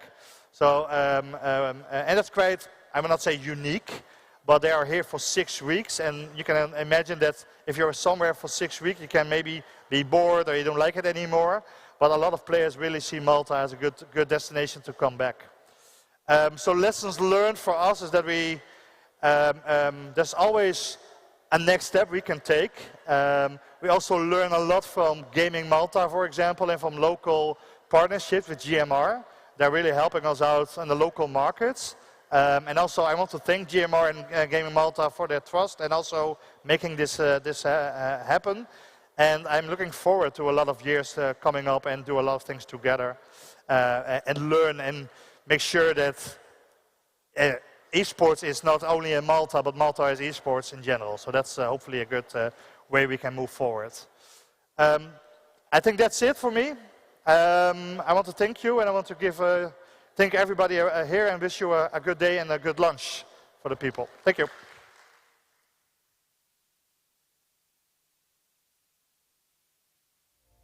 Thank you, Jaap. Well done. You did well, John. Thank you, Jaap. It's lovely to hear that Malta is so high on the agenda for your company, for ESL.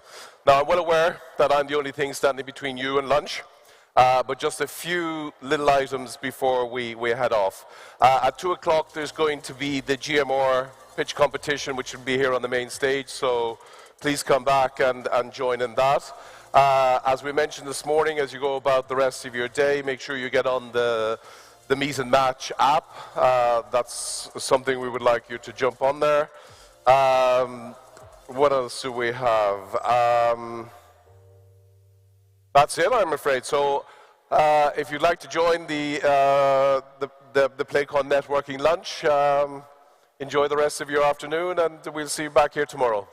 Thank you very much.